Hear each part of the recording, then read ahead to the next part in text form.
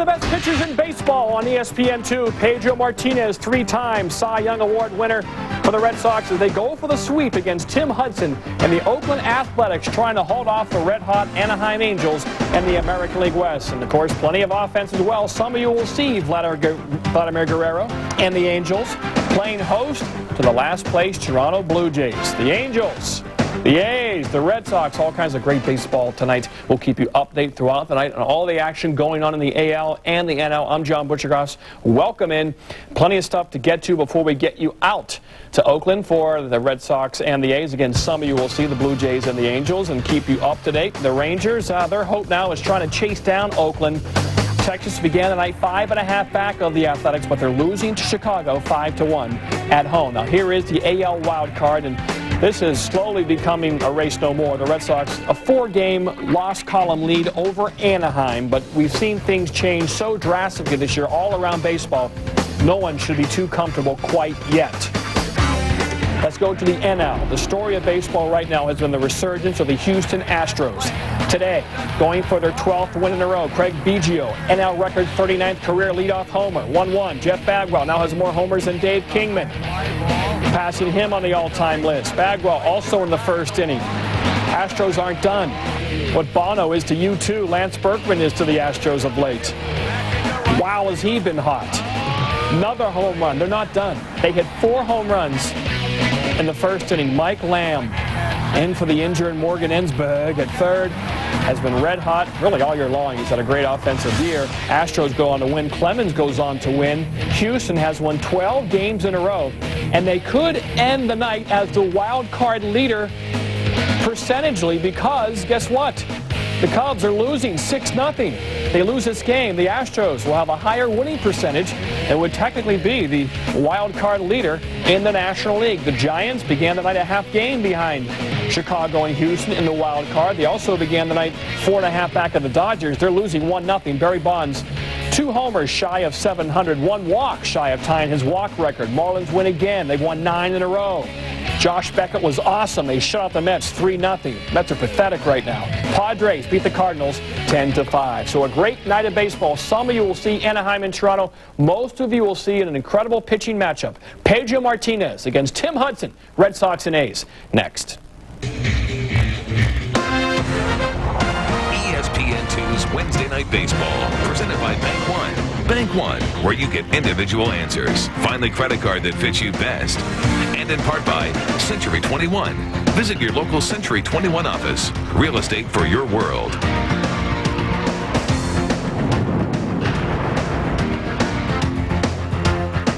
You know what I want?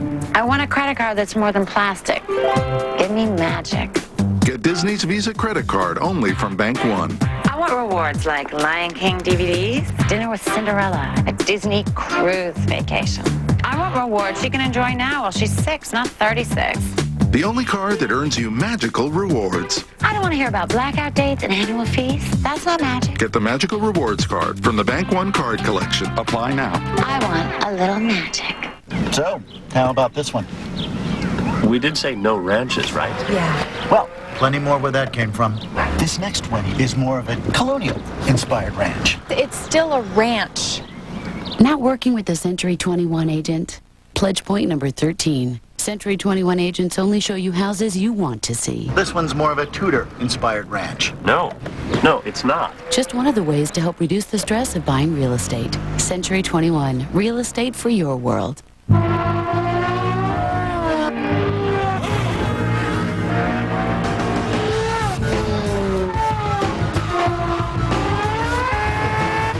Inside every race is a lesson.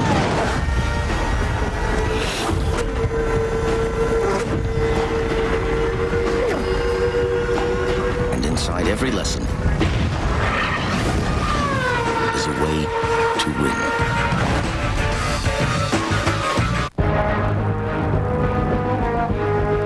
Assurance in rain means Goodyear's deeply carved aqua chutes propel water away from your tread.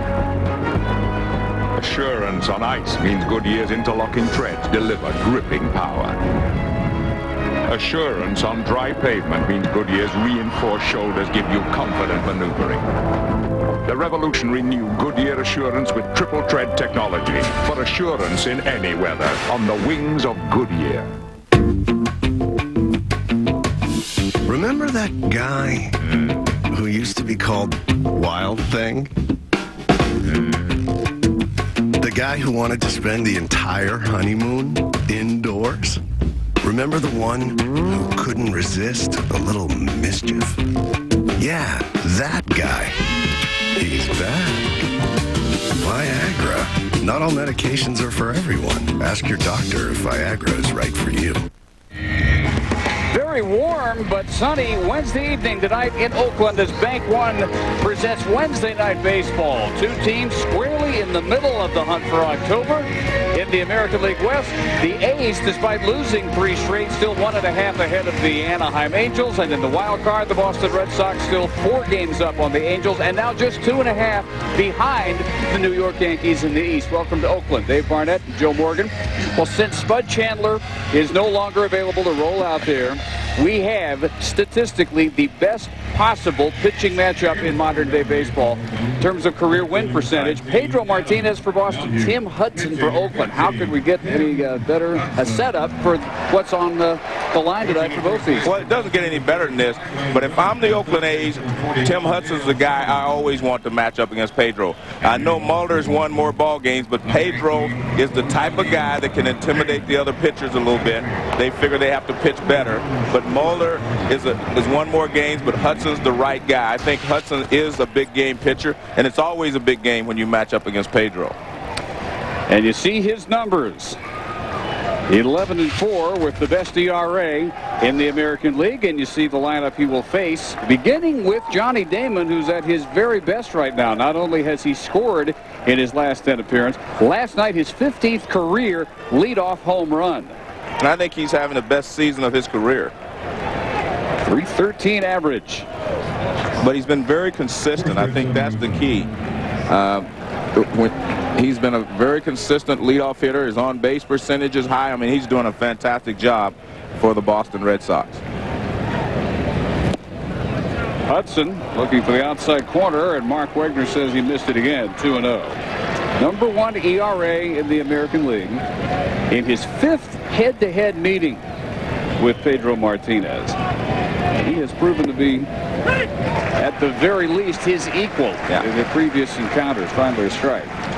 It's interesting that you watch Hudson. If he's getting ground balls, he's on top of his game. 2-2. And just that opposite with Pedro, if he's getting strikeouts and pop-ups, he's on his game because the changeup is one of his effective pitches, and you pop it up a lot. Everything that Hudson throws sinks and goes down, the splitter and the sink. And just missing to run the count full. Hudson a little easier to hit. The opponent average is .263. Pedro, on the other hand, .232. And I think that goes back to the strikeouts. Pedro doesn't allow you to put the ball in play as much as Hudson does. Same spot he tried on the 3rd pitch of that at bat. And again, Mark Wegner not giving him that outside corner. Defensively, Oakland right up the top. Yeah, they're a very good defensive ball club. I think that's the reason that they've had such a good season. And Chavez at 3rd, of course, is the Gold Glove winner, but Bobby Crosby has played great baseball especially for a rookie. He's been very consistent, you know, as far as fielding his position and making the right play. Does not make very many mental mistakes. Mark Bellhorn, the Boston second baseman, steps in with Damon having worked the leadoff walk. Hudson's 33rd walk in almost 150 innings. It is very difficult to do what Damon just did, especially to begin a game. Well, the one problem he has sometimes is early in the ball game. You know, but once he finds his groove, I mean, he is just so consistent. But if you're going to get good pitchers, you have to get them early. And there's a strike. Bellhorn has reached in his last 20 straight games. He's hit in 11 of his last 12. 324 since coming off the DL 17 games ago. And you have a perfect situation if you're the Red Sox. You can put a hit and run on anytime you want when you have Damon at first and a guy like Bellhorn who does not, he knows how to use the bat in the second spot. So they're in a perfect situation here. Plus, that keeps a lot of pressure on the defense, not knowing when he's going to go or if he's going to go. Bellhorn with his streak. Manny Ramirez on deck. And Damon already on with the leadoff walk. The Boston record, 83-54, identical to this same point of the season in 1986, the American League Championship season, as Hudson fights back to even the count. And that was a high fastball, and something that he does not throw very often. He usually keeps the ball down. He does not like the ball up. And you see that's right at the top of the strike zone. And Mel Hughes, who has become his personal catcher, sets up the inside target, and he misses high, and again 3-2. One of the best control pitchers in baseball. And if you're the A's, you do not like the fact that those last two pitches were up, even though he got a strike on one. Hudson's best stuff is down.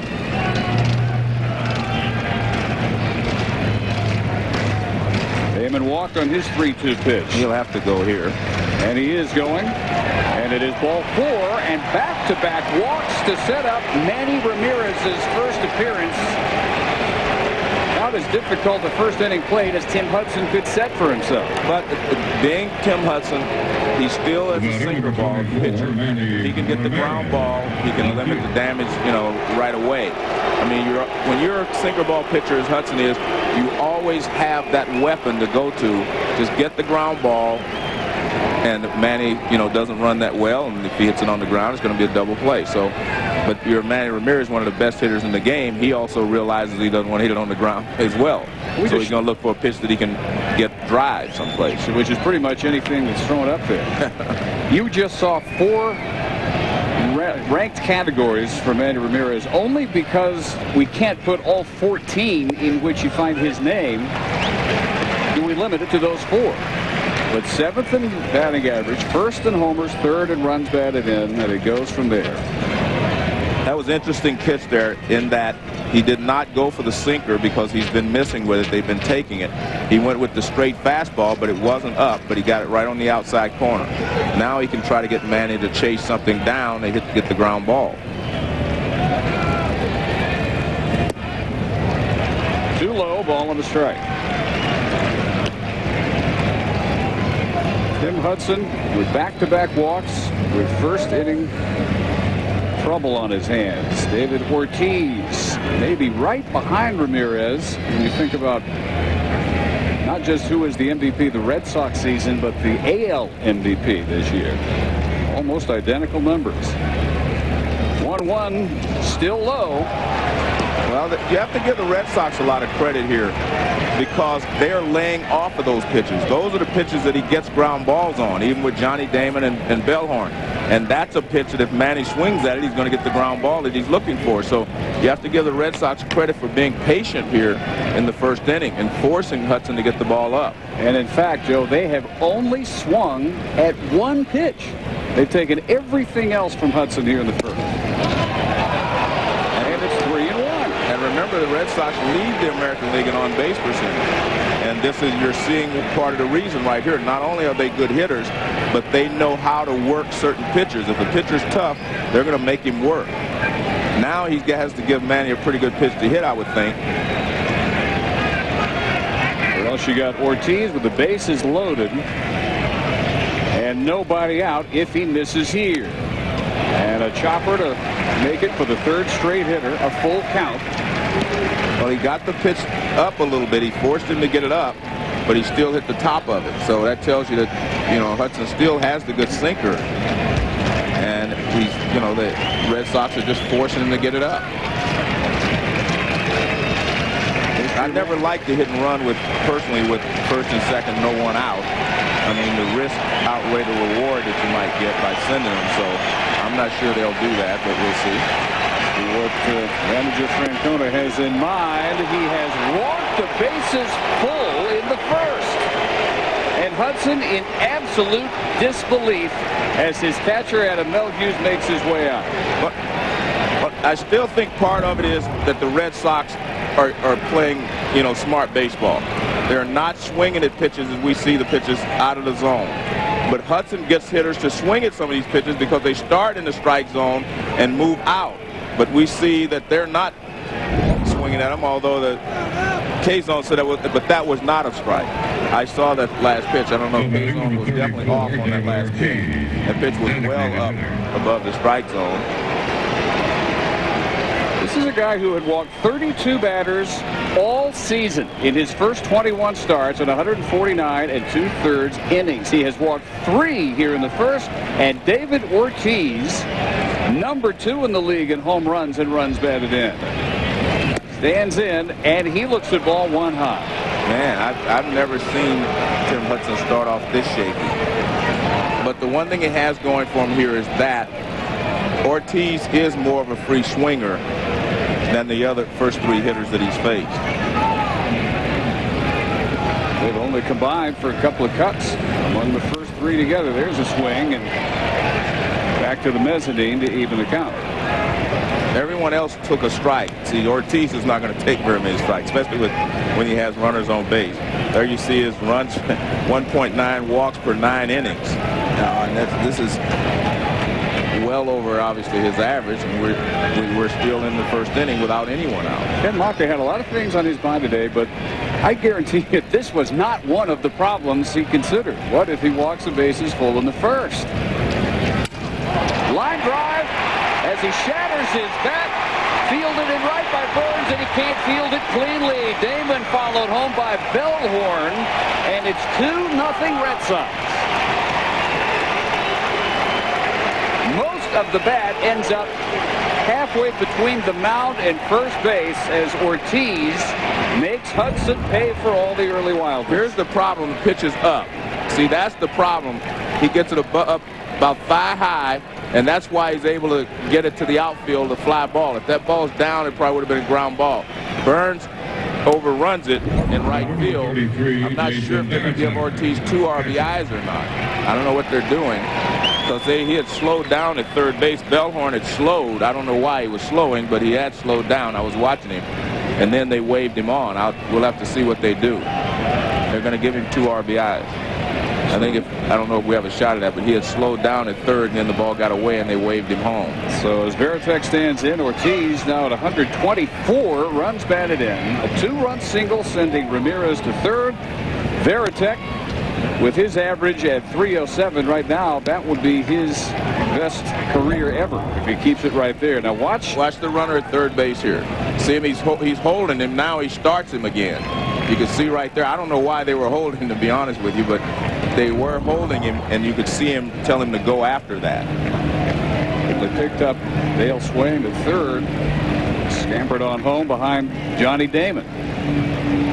And so the Red Sox jump early on Hudson. Line drive to center off the bat of Veritek will bring Ramirez home. Well, what you're seeing is a very good Red Sox team, a very good offensive Red Sox team, in that they are making one of the better pitchers in baseball get the ball up. I mean, just think about all the pitches before where they were, and they're making Hudson get the ball up. And that's why you're seeing line drives to the outfield instead of the ground balls that he normally gets. And again, you have to give. Now, what does he need to do here? Talk mechanics or talk emotions and calm him down? Even the Tim Hudson sometimes can let a game get away from him. Well, knowing Hudson as I do, he is not fazed by what has happened. I think he just felt like, well, I've got to raise the ball a little bit because they're not swinging at it. And what this good-hitting Red Sox team has done is taken advantage of that. And as we said earlier, once he gets in a groove, he gets the ball down. He gets a lot of hitters to chase pitches that start in the strike zone and sink out, and he gets the ground balls. Well, the Red Sox are not doing that tonight. I mean, they have been very, very patient. So what you're talking about is a game plan executed to perfection so far. And think about it. Every one of those hitters, the first 3 hitters, took a strike. Orlando Cabrera. He arrived and all this winning started. How much it had to do with his arrival and Nomar Garciaparra's departure. Make of that what you will, but the fact is they are 26-9 since Cabrera took over short. Well, I'm hard to convince about that. that, you know, that they were better without, just because they traded Nomar. I'm not convinced of that. Now, lays one down foul, and it's 0-2. Now, that was a smart play there by Cabrera. Before the trade, they're humming along, not really making the Yankees think that they're capable of what has come since that trade, which is a 27-8 run. They're currently on better than 6 runs per game, 13 of the last 14, 19 of the last 21 in the win column for Boston team now, which has added Trot Nixon with the new Trot Nixon hairdo on the active roster again, and he finally gets a call, strike 3, to sit down Cabrera. And that's the first good breaking ball that he has thrown. Well, that's a fastball. It looked like it was a breaking ball, but it was a fastball. No, that's not a fastball. There it is. There's the spinner. I knew it broke. That was a slider. You could see the spin on it when he released it, but I saw it break. At least I didn't think I was hallucinating up here. Kind of like looking at Trot Nixon, deciding how to describe the look. Need 2 or 3 angles. Here's Doug Mitkevich, who has also played a huge role in the Boston surge, not so much with the bat, but with the glove at first base. Let me make another point about the Nomar thing. They got hot last year with Nomar like this. So teams get hot and cold during the season. I mean, that's just the way the game is. It's 162 games. You can't stay hot all season long. The Yankees were very hot for a while. They struggled for a little while. So, I mean, that's the nature of the game. 1-0 to Mitkevich. 2 balls and no strikes. It's like the same thing I feel with the Dodgers. I don't think the Dodgers are a better team after the trading deadline than they were before the trading deadline. But they've continued to win. And a lot of the Red Sox will tell you, the people who follow them all year will tell you, that as overwhelming as this offense is right now, the real story is the starting pitching and its consistency. We still haven't seen Pedro. He'll take at least a 3-run lead out to the mound. And the defense. And Mitkevich is such a huge part of the defense. At first base, if Nomar Garciaparra had had a chance to play with Mitkevich as his first baseman, he would have looked a lot better than he did because of Mitkevich's ability as a Gold Glover to dig just about anything out of either side of first base, wherever the ball may end. Another walk by Mitkevich, and that is 4 this inning. But again, Mitkevich was very patient. Again, most of the pitches he's missing with, think about where they are. They're low, and the hitters are laying off of them. Loaded up, still only 1 out from Miller on a tear. 348 over his last 31 games. You really see 2 different Bill Millers, though, and the road edition bears very little resemblance to the one that the fans at Fenway see. 337 home hitter and 232 on the road. That is the biggest differential of any hitter in the American League. Well, that's the first bad pitch that they've actually swung at. That was a bad pitch that Miller chased. It was down and in, and he swung at it. Other than that, they've been very, very patient.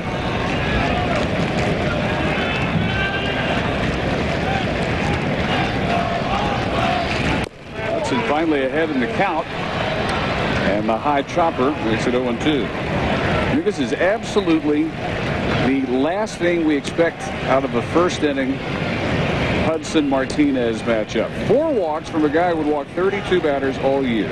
The first 3 have scored. Ken Maka has also seen a 2-run single by Ortiz, an RBI single by Veritek, and still the only out. The call, strike 3 to Cabrera.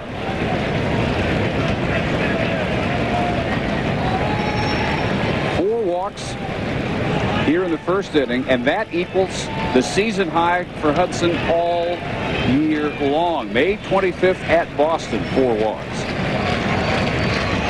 That was over the entire appearance. 1-2.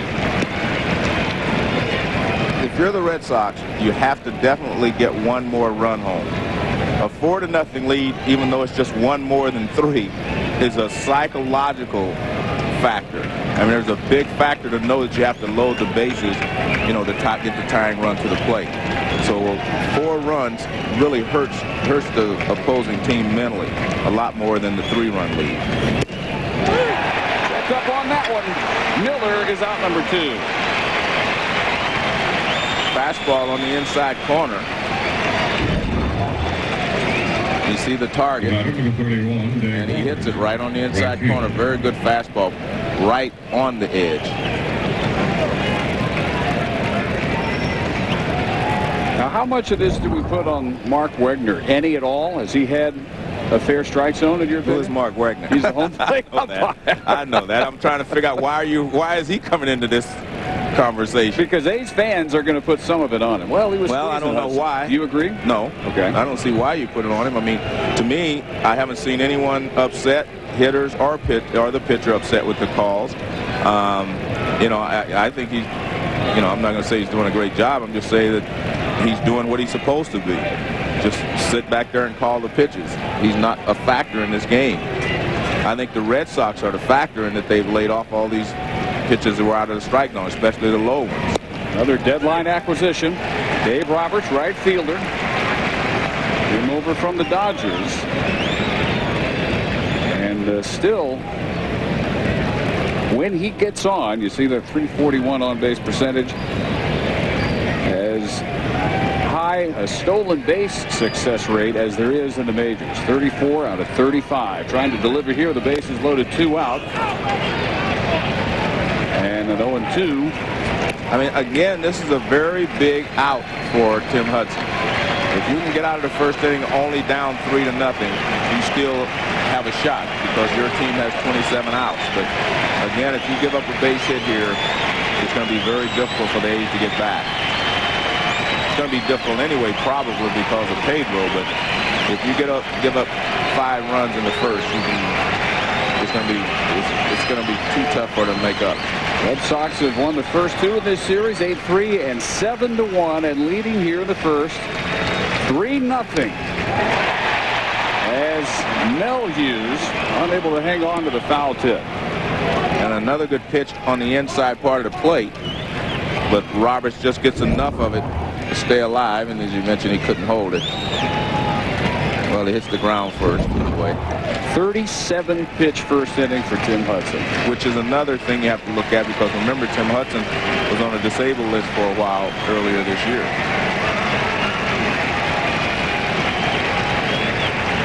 Roberts stepping out on it. An inning the likes of which Tim Hudson may not have had since he's been pitching in this park. He is absolutely deadly here in the Coliseum. Not so far tonight. He'll handle the chopper and end a nightmare of a first inning in which he walks 4 of the first 3 all come home. And Pedro ready to take the mound in quite a September show.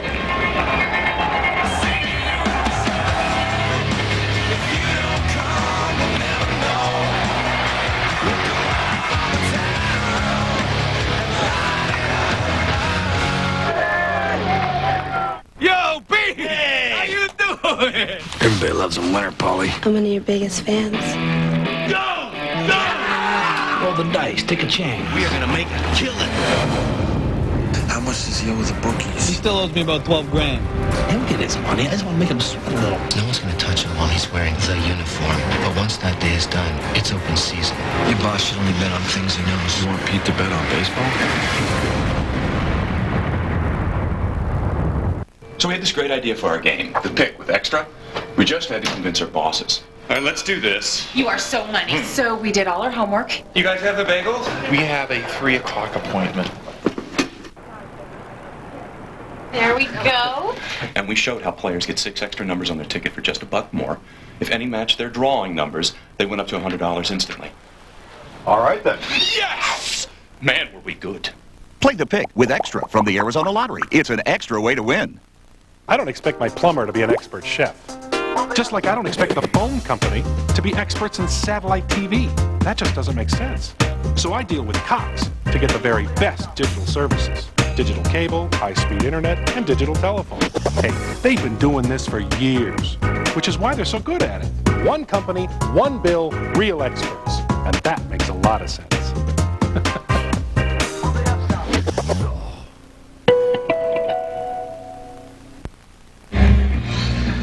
Well, quite a gift for Pedro Martinez. A 3-run lead before he even takes the mound. Tim Hudson left to sit through what went wrong in his half of the first, and now Mark Kotze will try and start Oakland's response. 344 at home.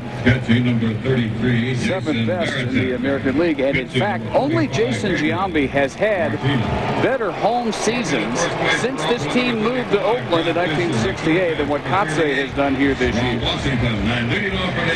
15 wins against 5 losses. Well, 197 strikeouts in 187 and 2/3 innings tell you that he's still throwing the ball well, although I've seen him a couple of times early in the year where he wasn't overpowering. He has been getting better as the season has progressed. I think he feels more comfortable, knows that he's healthy now. And he strikes with strike one. Kotze is a very good fastball hitter, especially middle of the plate in. Pedro already 1 win more than he had all of 2003, and in his last 19 starts, he has looked like Pedro at his absolute most unhittable. 11-2 since May 22nd. Another changeup. You see that they try to stay away from the fastball middle in with Kotze unless they get ahead of him, I guess. But you can see the pattern that Pedro will use. He throws a lot of fastballs and changeups. He will mix a curve in every once in a while. Kotze not biting, 2-2. For the most part, have you seen out of Pedro the pitcher who's still probably among all starters in either league has the best command of the greatest number? Well, I would say maybe not in that. You know, he's basically now a 2-pitch pitcher. He throws fastball, changeups, and he will mix a breaking ball in, you know, at times. But I think that he used to be overpowering it, and whenever he went to another pitch, they were all overpowering as well. Well, should look familiar because that's how Boston got its big first inning started. Johnny Damon worked a walk on a full count. Kotze likewise. Well, we talked about the Boston defense, and that it was horrible when they were in a losing streak and a poor stretch there. Now they've added 2 Gold Glovers to their defense, Minkiewicz at first and Cabrera at shortstop. So both of them have really added something to this ball club. But the entire Boston defense was horrible for stretches at a time early in the season. Eric Burns takes a strike. And Joe, it's like everything else for the Red Sox. You can trace it to when July turned into August. Through the month of July, Boston defensively 12th in the American League. Their 4th best defensively since. 7 unearned runs, tied for the fewest in the league since August 1st. As Cabrera hangs on to the line drive long enough to retire Burns for the first out.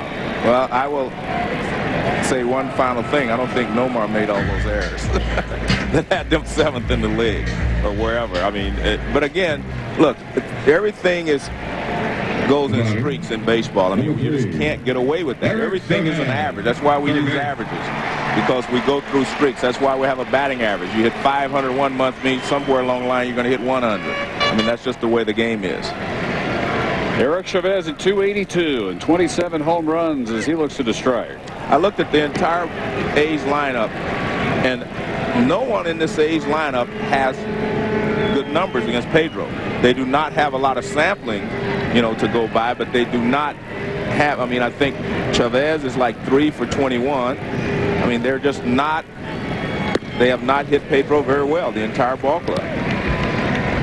Right on it. He's 143 lifetime against Martinez. And he has the most at bats, I think 3 for 21 if I remember correctly. But, I mean, they have not, you know, hit Pedro very well as a team. Kotze at first with the leadoff walk. 2 balls and a strike. Well, like Hudson, his control is not what he would like for it to be either. I mean, he's actually missing worse than, with his balls, he's missing worse than Hudson was.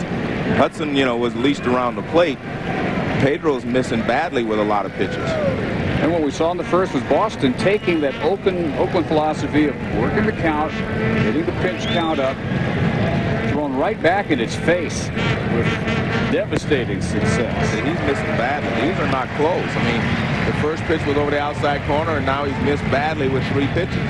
He did the same thing with Kotze. He threw a first pitch strike, and he missed badly and walked him. I mean, that pitch is not close to being a strike. So we came on talking about how these are 2 of the top 3 winningest in history by percentage. And just watch, we're going to get an 11-10 game. No. Guaranteed. I don't think so. I think what we're going to see is both of these guys will settle down. And maybe Pedro sit over there on the bench too long, you know, for the long first inning. And it may take him a little longer to get in the groove. And I guarantee you Tim Hudson will get in the groove. I think they're too good of pitchers not to find their groove, even though they start off slowly. Been elusive so far. And Martinez fights back to get Eric Chavez. 2 gone down. He'll face Scott Hatteberg. Well, that was his best fastball of the evening.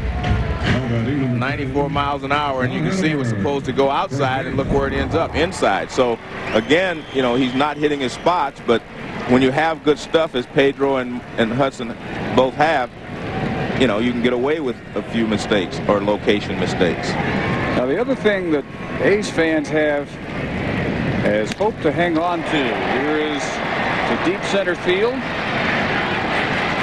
Ranging over Manny Ramirez to retire Hatteberg. Pedro not nearly the pitcher on the road. He is at Fenway, but he's on the road, staked to a 3-run lead.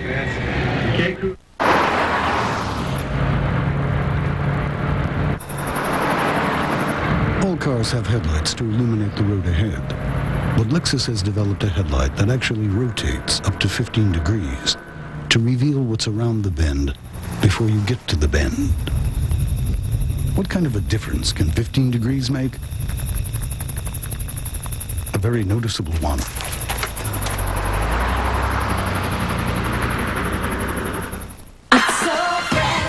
Fresh idea from Papa John's. Our new Spinach Alfredo Chicken Tomato Pizza with Spinach Alfredo sauce, all white chicken, and Roma tomatoes. Plus, call now and get Papa John's pizza and a DVD movie. Better ingredients, better pizza, Papa John's. British launch attack against America. Washington is in flames. First Invasion, the War of 1812. Premieres Sunday night at 9, only on the History Channel. It's America's re-declaration of independence. Bad breath? Most gums and mints just mask it. Listerine Pocket Packs kill over 99% of bad breath germs. For clean, fresh breath, instantly. Listerine Pocket Pack strips. Kill the germs, feel the clean.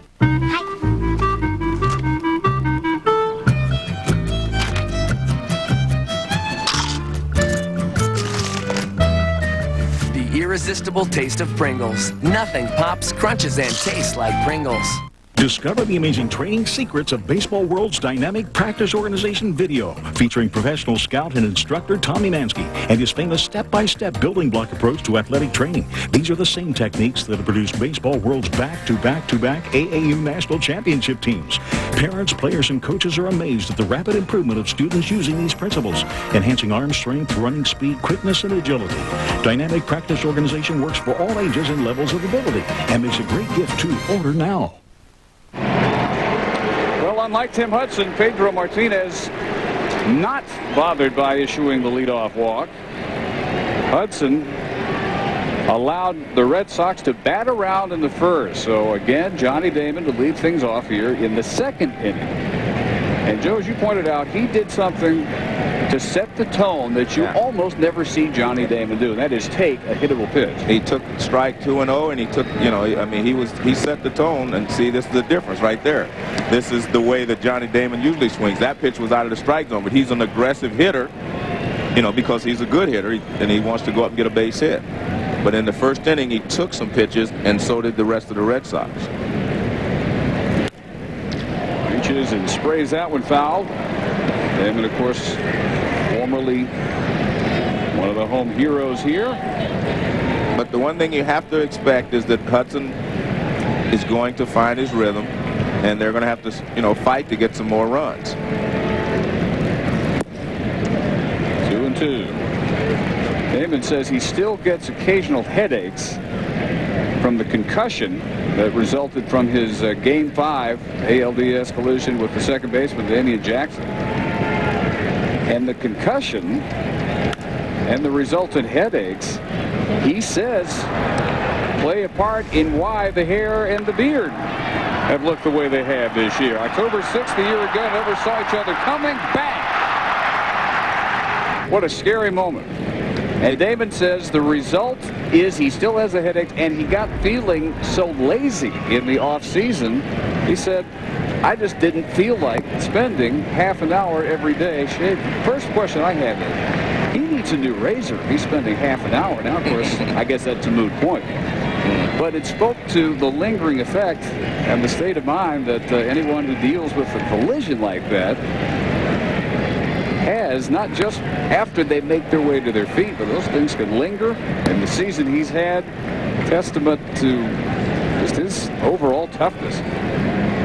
Well, the one thing that's happening here, even though Hudson's throwing a few more strikes in this at bat, he's still piling up the pitch. His pitch count is piling up very rapidly. On the ground for Scudero, and Marco makes the quick throw to Scott Hatteberg. And let's check in quickly to the studio with John Buccigross. If the A's lose and the Angels win, Anaheim will be a half game behind Oakland, the AL West, but they're down 1-0. Carlos Delgado, 2 out, pop up to right, but Vlad Guerrero can't find it. Adam Kennedy, the second baseman, tries to help him out, but doesn't happen. Toronto leads 1-0, top of the 3rd. At home to the White Sox, they're in the 8th, 5-2, as they appear to finally be playing their way out of both the West and the wild card picture. They've stayed in miraculously to this point. But the West now developing into a 2-team picture. Just a lot like when in the East that Boston finds itself in the middle end. And the pitch count, Joe, is where you'd expect to see Hudson in the middle innings, not in the second. Yeah. 49th pitch coming with 1 out in the second inning. But you can see that he's gaining his confidence, with all of his pitches. I mean, he's even throwing, in my opinion, a little harder. I can't, it just seems like he's got a little more movement on his fastball now than he had in the first inning. Looks like he's maybe throwing a little freer now than he was early. Well, Bellhorn followed Damon's first inning walk by getting 1 on a full count pitch. Same thing, Manny Ramirez following Bellhorn, and then the 2-run single off the bat of David Ortiz. As you see Ramirez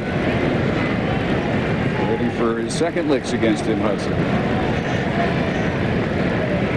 46-13 in this ballpark lifetime. Hudson as close as a guarantee as there is in baseball when he's pitching at home. A broken bat and a foul, even at 1 ball and 2 strikes. And he's staying right in on top of Bellhorn with every pitch in this at bat.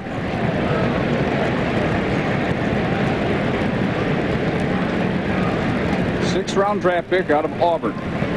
SEC Player of the Year in '97. And not just for his pitching, but as an outfielder, he almost hit 400 that year. 18 home runs.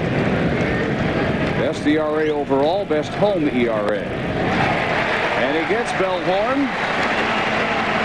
Of the outs, he has managed 3 of them now on strikeouts. Well, he stayed inside real tight, broke his bat, and then what do you do? Next pitch, you go away. And he throws a perfect pitch right on the outside corner.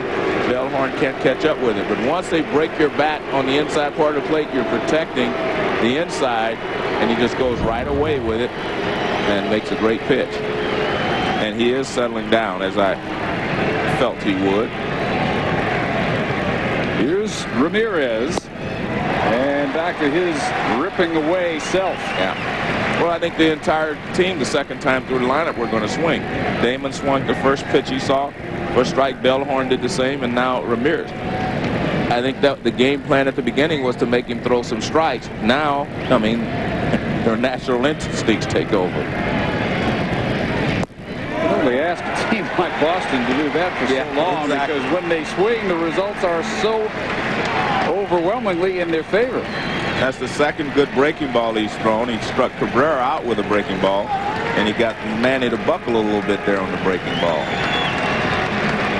Hudson looking for a 1-2-3 second inning. And this is the first 0-2 count he's had the entire ball game. That was the first one. I mean, he's been, you know, pitching even or from behind.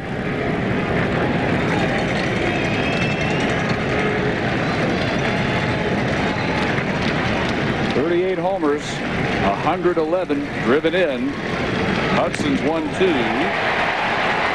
is a foul chop. No, he was unable to hang on to it. Well, we have a reliable opinion that that first inning is the worst Hudson has experienced in 4 years. Our statistician Dave Feldman sees all the A's game, and he goes back to the 2000 season and an inning against the Indians where he had the similar control lapse, but it ended, as so many innings did back then, with a Jim Thome home run. But that's how far back you have to go. And Ramirez bounces a base hit up the middle with 2 outs here in the second inning. That's why he's such a good hitter. I mean, he just fought off, you know, the 1-2 pitch, and he just stayed in there on that pitch. That pitch was running in, stayed in, and just fought it off back through the middle.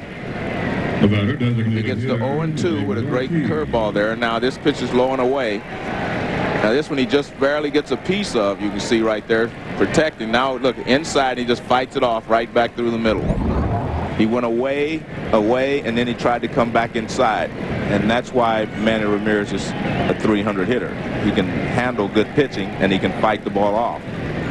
David Ortiz had the key swing among the few that the Red Sox took in the first. 2-run single to score Damon and Bellhorn. Now make no mistake about it, the Red Sox are such a good hitting team. They're going to tack on as the game goes along. Hudson may pitch great the rest of the way, but they may get 1 or 2 more runs. And that may be too many, but I mean, this is a good Red Sox team. They're not going to just get the 3 in the first and not attack him the rest of the game. Chopper, which will be handled unassisted by Hatteberg. Not 1-2-3, but it didn't look anything at all like the first. Much to the benefit of Oakland, and Hudson still 3-0. You have the most beautiful hands.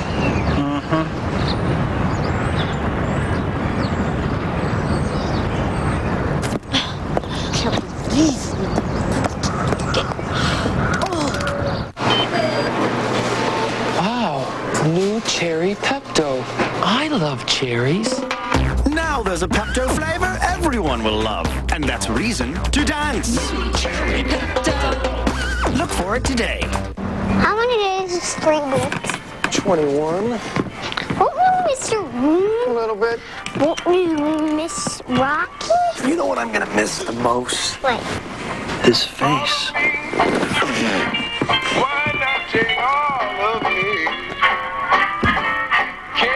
Mr. Buckard, welcome to Residence Inn. Residence Inn. All suites with all the comforts. The all-new Kawasaki Brute Force 750. Biggest V-twin engine in its class, independent rear suspension, totally invincible. Go ahead, cancel the search party. Nature fanatic. Health nut. Grape nuts eaters have been called many things. Fortunately, they haven't heard a word of it. The unique nutty crunch and delicious taste of grape nuts. Live life your own way. Wow, you have beautiful hands.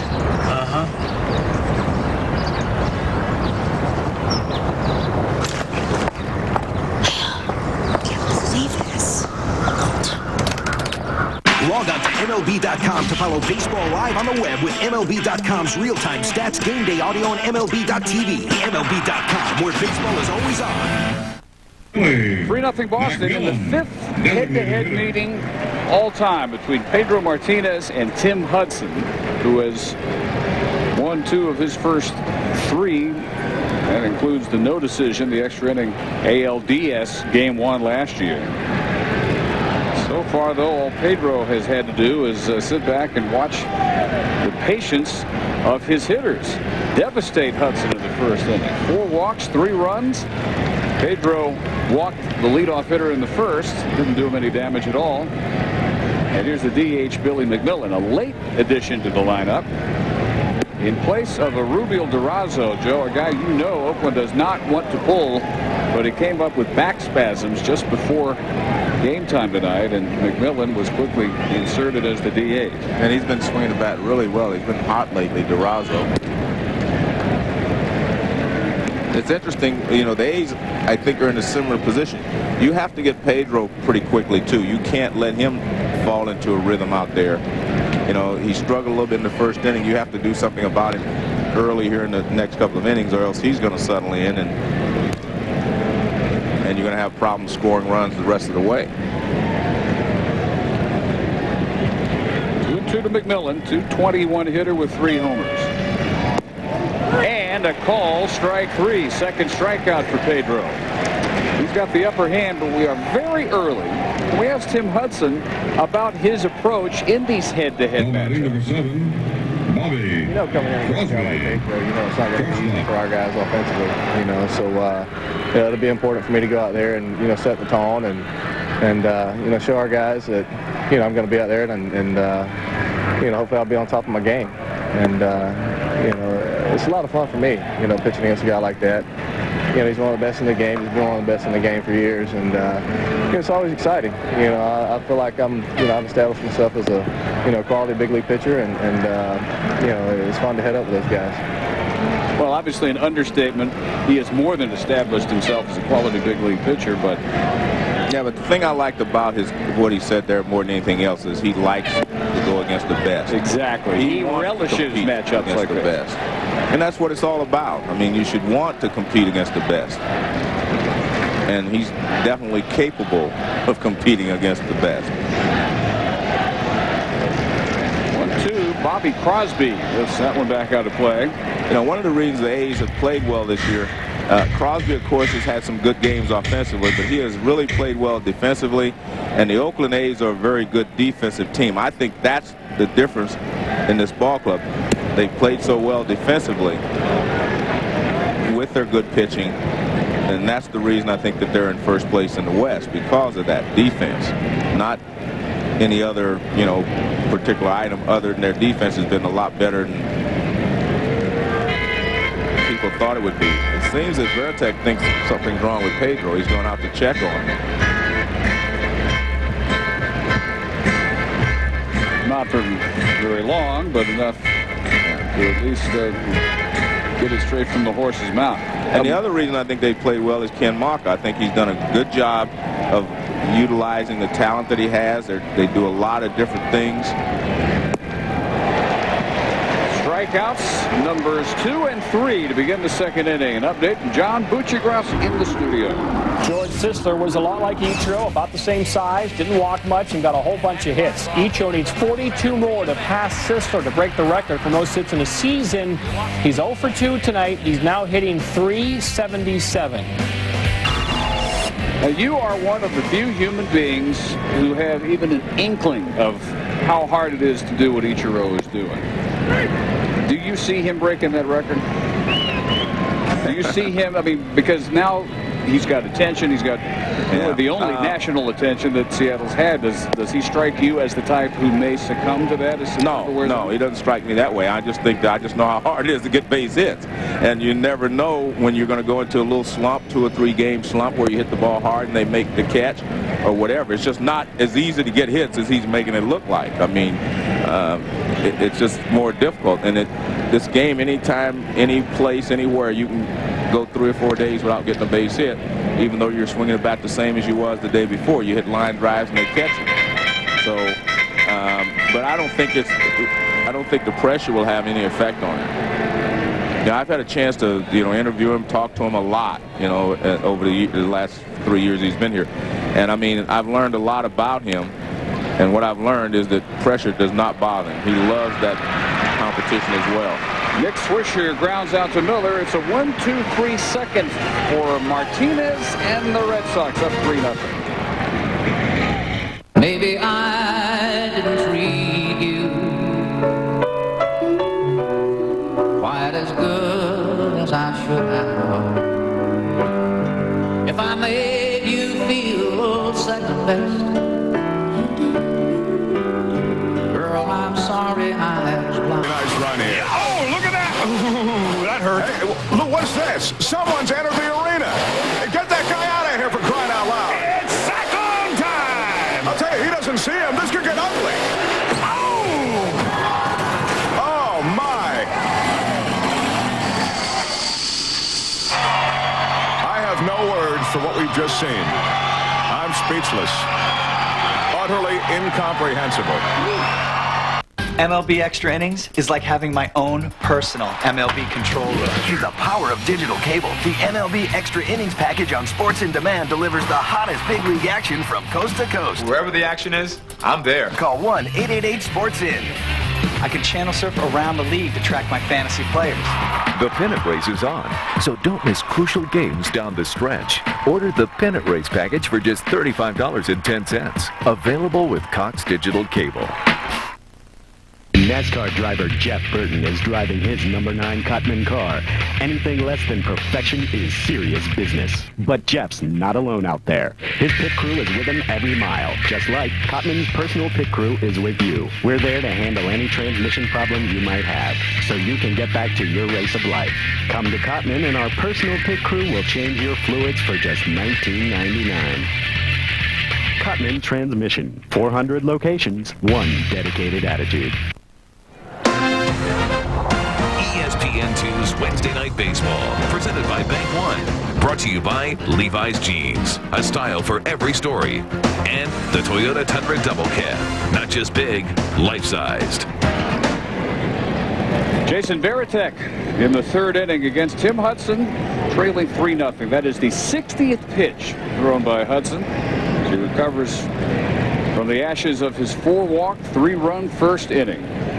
Varitek with an RBI single, and he's hit on the calf to begin the third inning. And Joe, looked in the second like we might see finally the Hudson we expect to see. Now you wonder again. Well, that's the pitch that got away there. It appears to me that he wants to pitch all the left-handers inside. Yeah, that's where the target is. And man, that one was way off line.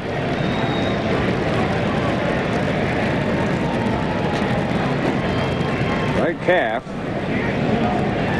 I got some bone with it too. So Varitek down at first. And that will not feel good when he starts to squat again behind the plate. Orlando Cabrera. He made the first out, taking a called strike 3 in that first inning. What Boston knew they were getting was a Gold Glove caliber shortstop. He had won that with the Expos back in 2001. I don't think they expected the bat that he's brought with him. He's hit in 20 of his last 22 games, 348 over that stretch.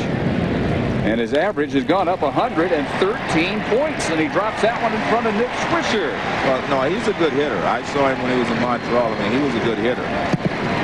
And remember this, hitting is contagious. If you're on a team with a lot of great hitters, you learn something watching them hit. You learn things and you add it to your batting style. You just learn a lot. Well, you don't have to learn a lot about that one. That was pretty much right in the middle of the plate. And he gets a base hit on it. But again, I mean, you're in a lineup with a lot of great hitters. You watch Manny hit, you watch Johnny Damon hit, you watch all these guys hit, and you learn something, you know, as a young player. And you kind of incorporate that in your hitting style, and you become a better hitter. So I expect him to get better, you know, over the next couple of years that he's in, if he stays in Boston. So first and second, nobody out. Doug Mentkevich, who got the 4th walk in that first inning.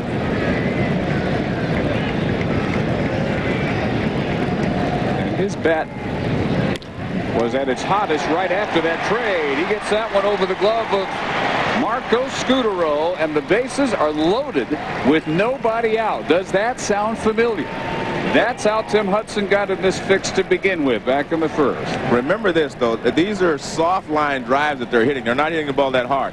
But as I said, they're good hitters, and they are going to tack on. You can't expect Tim Hudson. I said he'll pitch better, but you can't expect him to shut him out the rest of the way. Boston going for the sweep, and they got Pedro a 3-run lead before he even took the mound. 4 walks in the first, and now here in the third, he hits Veritek and gives up back-to-back base hits to Cabrera and Metcavich. Bill Miller struck out for the second out in that first inning. He's on a tear too. 348 over his last 31 games. He missed 37 games. He had his right knee scoped back in late May. And again, this is another big run. If you can get up 4 runs, it's more than just the number on the scoreboard. It's a psychological slap against the A's if they score another run here. But see, the A's big down 3-0. I guarantee it didn't faze them at all. They said, hey, you know, we can score 3 runs. But when you start getting down 4-0, 5-0 against a guy like Pedro, then, you know, it sets in the psychological part starts to wear on you. Well, behind 2-0. 2 balls and a strike to Miller. And A's are going to get some action in their bullpen. Boy, we sure did not expect to see that in the third inning. But really, it continues a season-long problem for the A's starters, good as they are, against the Boston hitters. Chris Hammond first up out of the Oakland bullpen. Well, the Red Sox have got a game plan against the A's apparent starters. I mean, they make them throw strikes. They make them throw a lot of pitches. Here is the 69th pitch from Tim Hudson, and it misses. And he's behind again. 3 balls and a strike. The A's starters, Joe, against Boston this year, their ERA is almost 10. And against the rest of the majors, it's 3.81. So Boston has executed this same game plan basically all season series, and it has been devastating. And Miller works a bases-loaded walk to bring home Veritek, and there is that 4th run. And it appeared to me against Miller, he was just overthrowing. He looked like he said, I'm just going to throw him away. And he was trying to do that. Remember, he struck him out with a fastball in last time. But he is just trying to, you know, something's wrong with the K-zone. You can see there, that pitch is not a strike. Yeah, he wanted to know if it was up. But that ball was up. And you can see the catcher reach and grab it, pull it back toward the strike zone. Second visit by the pitching coach, Kurt Young. Ken Maka as, by ERA, the best pitcher in the American League overall, and by an even wider margin in his home park. Out there, struggling like a rookie in his first appearance up from Double-A. Tim Hudson simply does not have nights like the one we're seeing tonight. 5 walks, already a season high. He had 32 for the entire year before tonight. This also goes back to the point you asked me about Ichiro. You know, on any you can everything can be going great as a baseball player, and all of a sudden it just turns. I mean, this is a very humbling game. Chopper, Scudero, second for 1. Not in time to get Roberts. And Orlando Cabrera has come home to make it 5-0 Red Sox.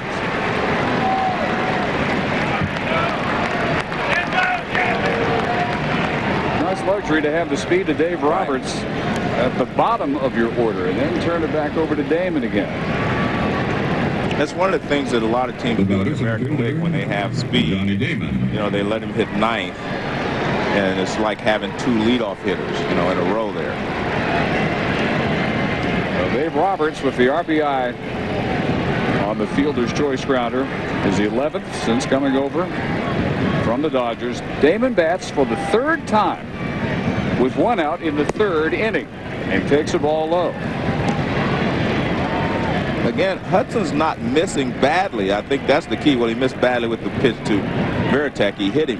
But all the pitches he throws, I mean, he's not missing badly. But, again, the Red Sox are just not swinging the pitches out of the strike zone. Sounds so simple. That's what everybody's supposed to do, theoretically. But again, that's one of the reasons that they lead the league in on-base percentage. They will work the count. They get the count in their favor, and they're all good hitters, so they don't have to get walks. They can hit the ball. So it's, you know, it's, you're facing them. You have to throw strikes, but you have to throw quality strikes. This is the offense that has hit .314 for the last month. Average nearly 7 runs per game over that span. They lead the majors in almost every category, slightly behind Anaheim in batting average. Hudson's shortest outing, well, not surprisingly, came against the same Boston lineup. He went 4 innings back on May 25th. And at the 2.1 inning mark, runners on the corners, 2 already in here in the third. Down 5-0. Broken bat again. That one is in 3 pieces as Damon dumps it in front of Burns to bring home another run. Doug Mentkevich makes it 6-0 Boston. Well, we've seen a couple of broken bat base hits as well.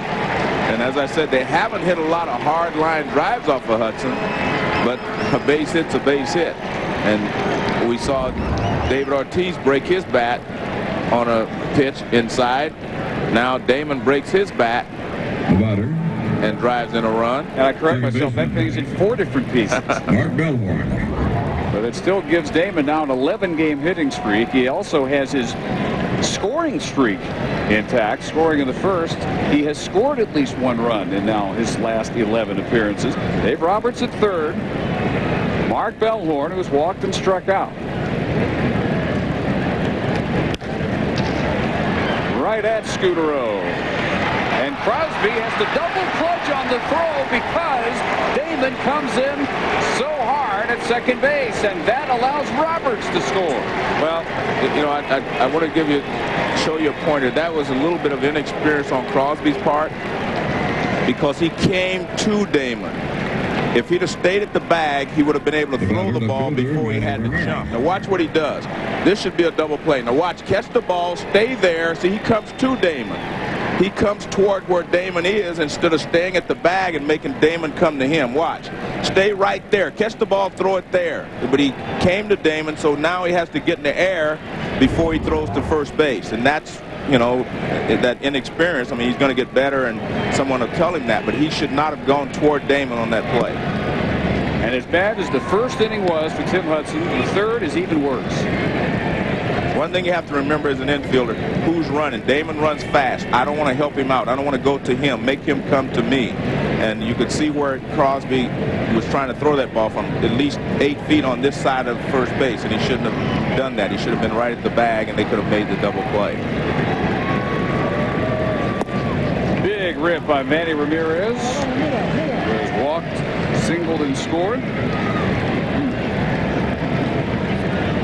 Well, for Ken Maka now, how much percentage is there in leaving Hudson out? Well, I was thinking exactly the same thing. I thought he was going to take him out after the base hit by Damon, but I'm sure he didn't want to take him out when the guy breaks his bat and gets a base hit. 2-1 to Manny. But if he can get out of this inning, get Manny out here, I'm sure that, you know, he's going to take him out of the ballgame. And it would be by an inning his shortest outing of 2004. Already 78 pitches. 5 of the 37 walks he has issued to date all season have come here tonight. This inning began when he hit Veritek. Chopper to Crosby. Finally, the third ends. Boston got 3 in the first. They had 4 in the third, and they're up 7-0. I'm building stadium seating in my living room. What height difference should I leave between rows? Monkey, bring the map to the Home Depot. ESPN College Game Day, built by the Home Depot. Saturdays at 10:30 on ESPN.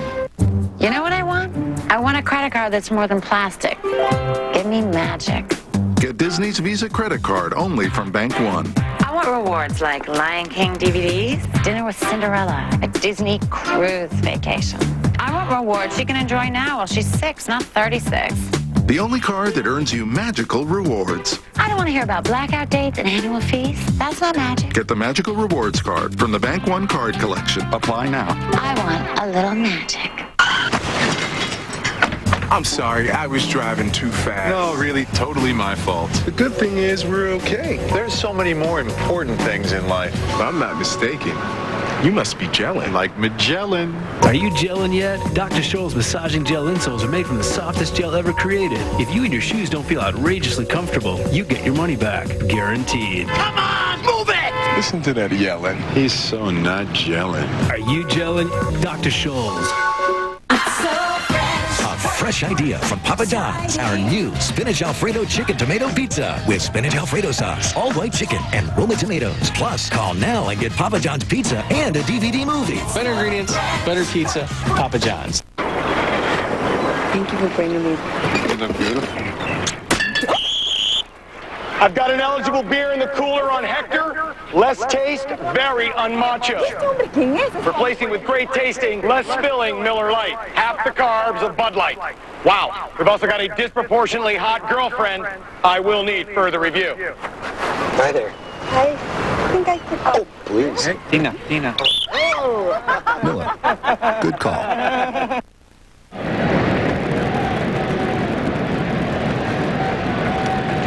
It would appear Tim Hudson's nightmare is going to end trailing 7-0 after 3 innings, the shortest outing since September 3rd of last year when he went 3 Baltimore.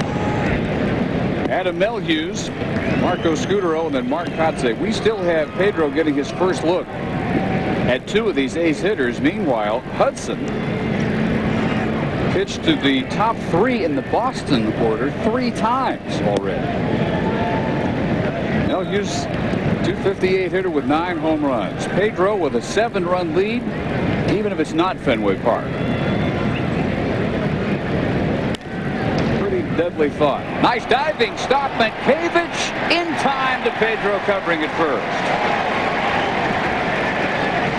Well, he has made them a different defensive team. I think he's changed their mindset defensively, at least to the injury.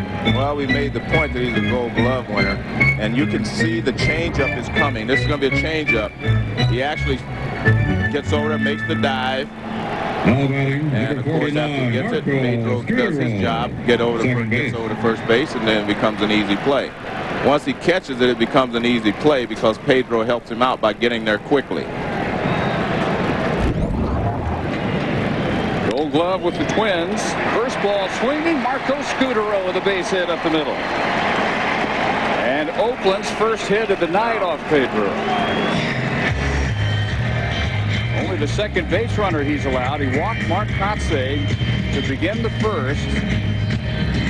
And then retired 2 through 8 in order. Center fielder Mark Kotze.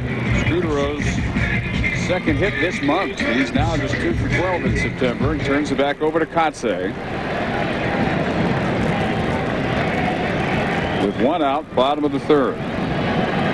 Red Sox trying to sweep the A's in Oakland. Well, the interesting thing is that if you're an Anaheim Angels, you say it's fair play because they went to Boston and got swept, and now the Boston would sweep the A's if that happens, and they would not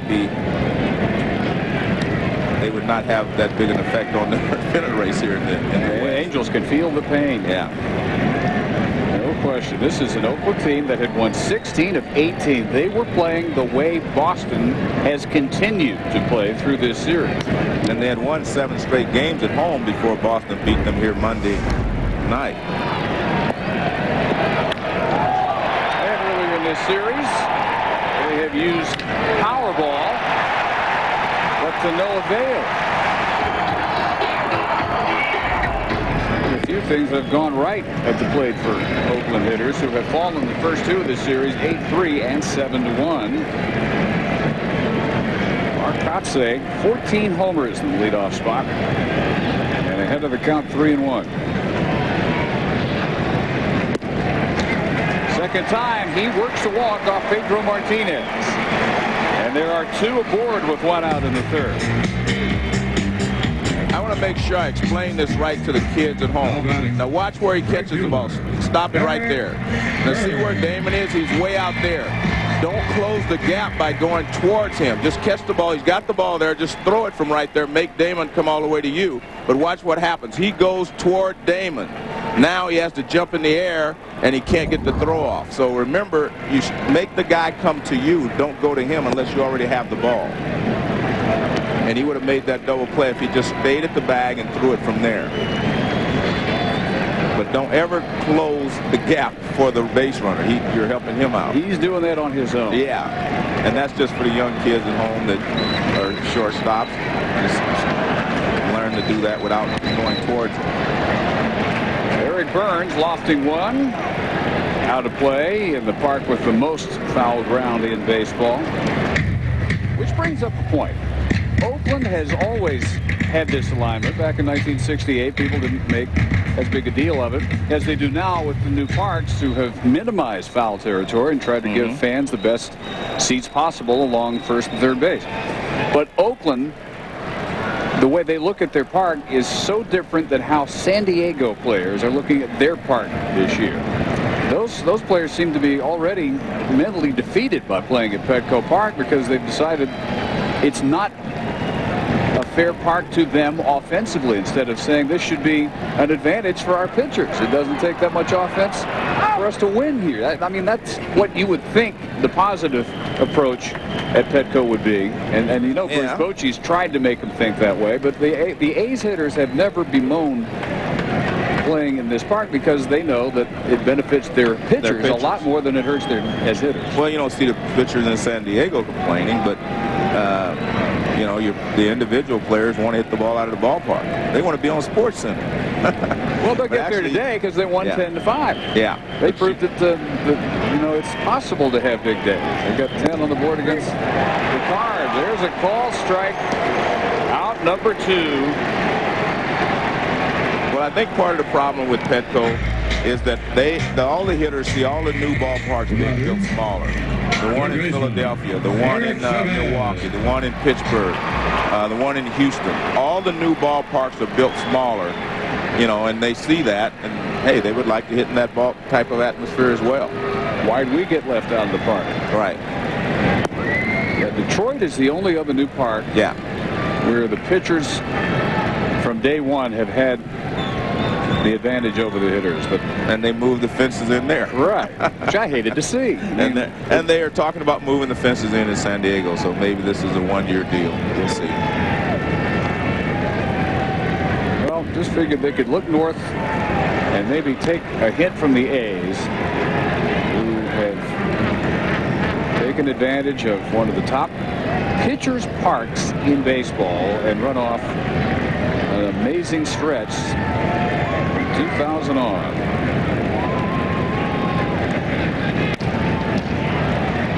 Easy play for Bellhorn at second base to retire Eric Chavez, who is 0 for 2 against Martinez. Pedro sailing. Doesn't need much more help than he already has.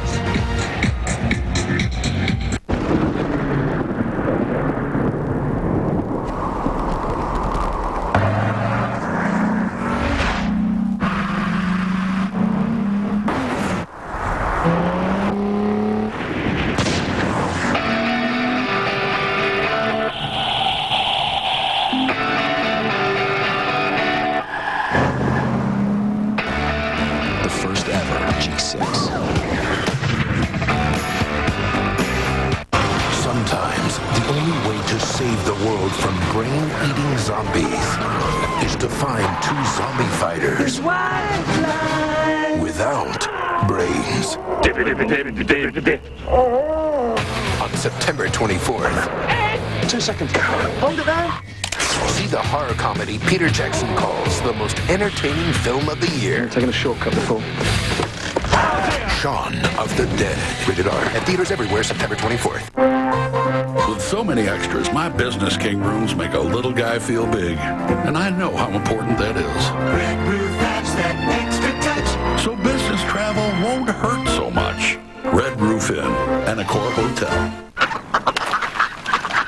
Cutting down on carbs, huh? Yeah. You know, you could be cutting down on fiber, too. But with these Metamucil capsules, you can get more of your daily fiber with 0 net carbs. Wow. Cutting carbs? Keep the fiber with Metamucil capsules. Need cash fast? Just pick up the phone now for up to $500. Qualify in 2 minutes or less. National Money Service can help you 24 hours a day, 7 days a week. You're welcome. The money you need will be in your account tomorrow. Thank you so much. Let us help you with unplanned car repair bills, medical bills, household repairs, or anything else you need money for. So if you need up to $500 before your next paycheck, we can help. Call now. Call National Money Service now. We're back in Oakland for Bank One's Wednesday Night Baseball. Dave Barnett, Joe Morgan at Network Associates Coliseum, where the individual battle between two of the three winningest pitchers by percentage in the history of baseball has already been decided in favor of Pedro Martinez as Chris Hammond, 38-year-old, 11-year veteran left-hander, comes on here in the 4th inning for Tim Hudson, who has his shortest outing in a little over 1 calendar year. 3 innings, 7 runs, 6 hits. He walks 5, a season high, and strikes out 3. So it's David Ortiz, who has a 2-run single, contributing to the 3-run first. Actually, all those runs would be earned as well, because, and he came in leading the league in earned runs. He was tied with Santana. They both were at 2.95 coming in. Tim Hudson had the best ERA and the best home ERA in the American League, 163 here at Oakland. Look what the Red Sox have done with that 163. So now Hammond working on Ortiz, Veritek, and Cabrera here in the 4th. With the Yankees last year, Atlanta native, who sat out all of 99 and 2000. And he gets Ortiz to begin the 4th.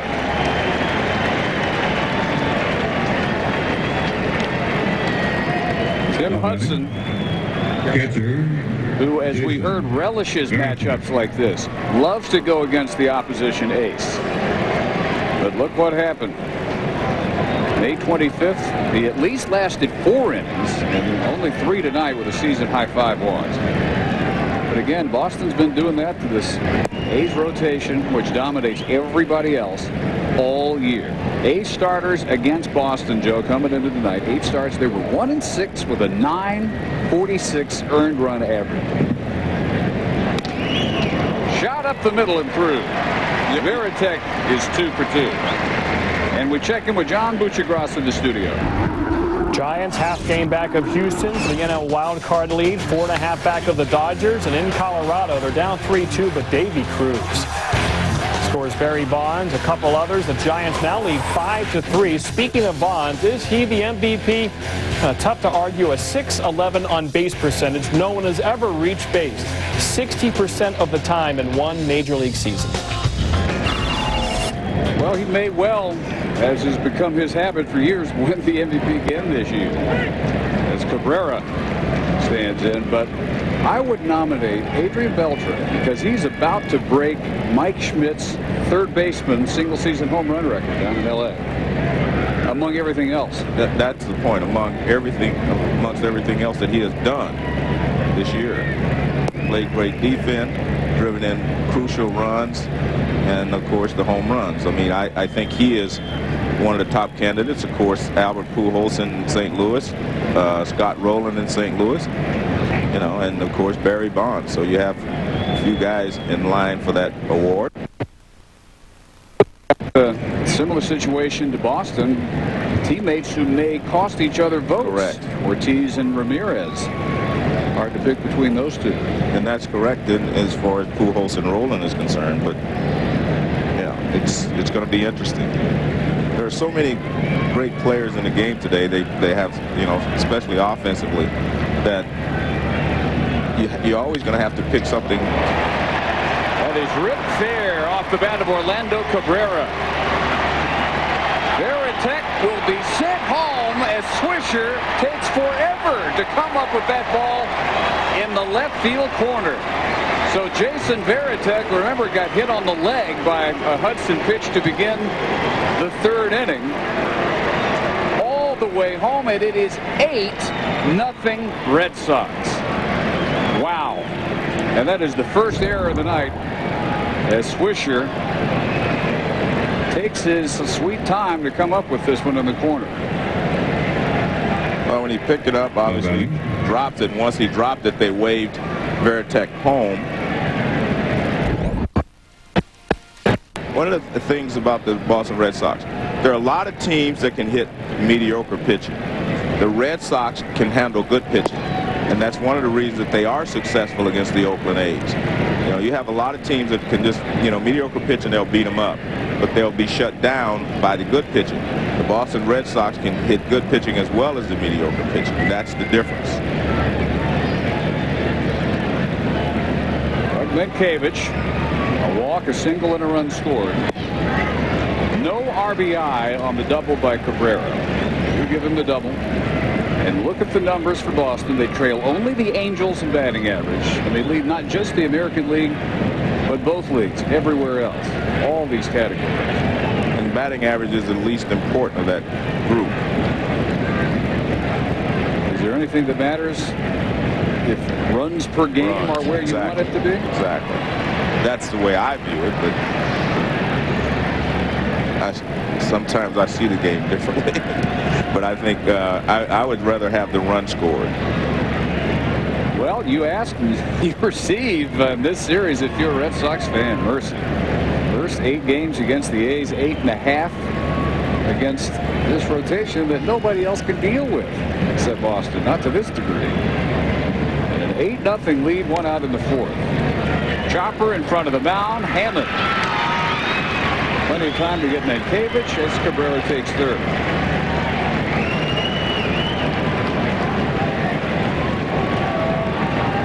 People wondering if this is a preview of another postseason head-to-head meeting between these two.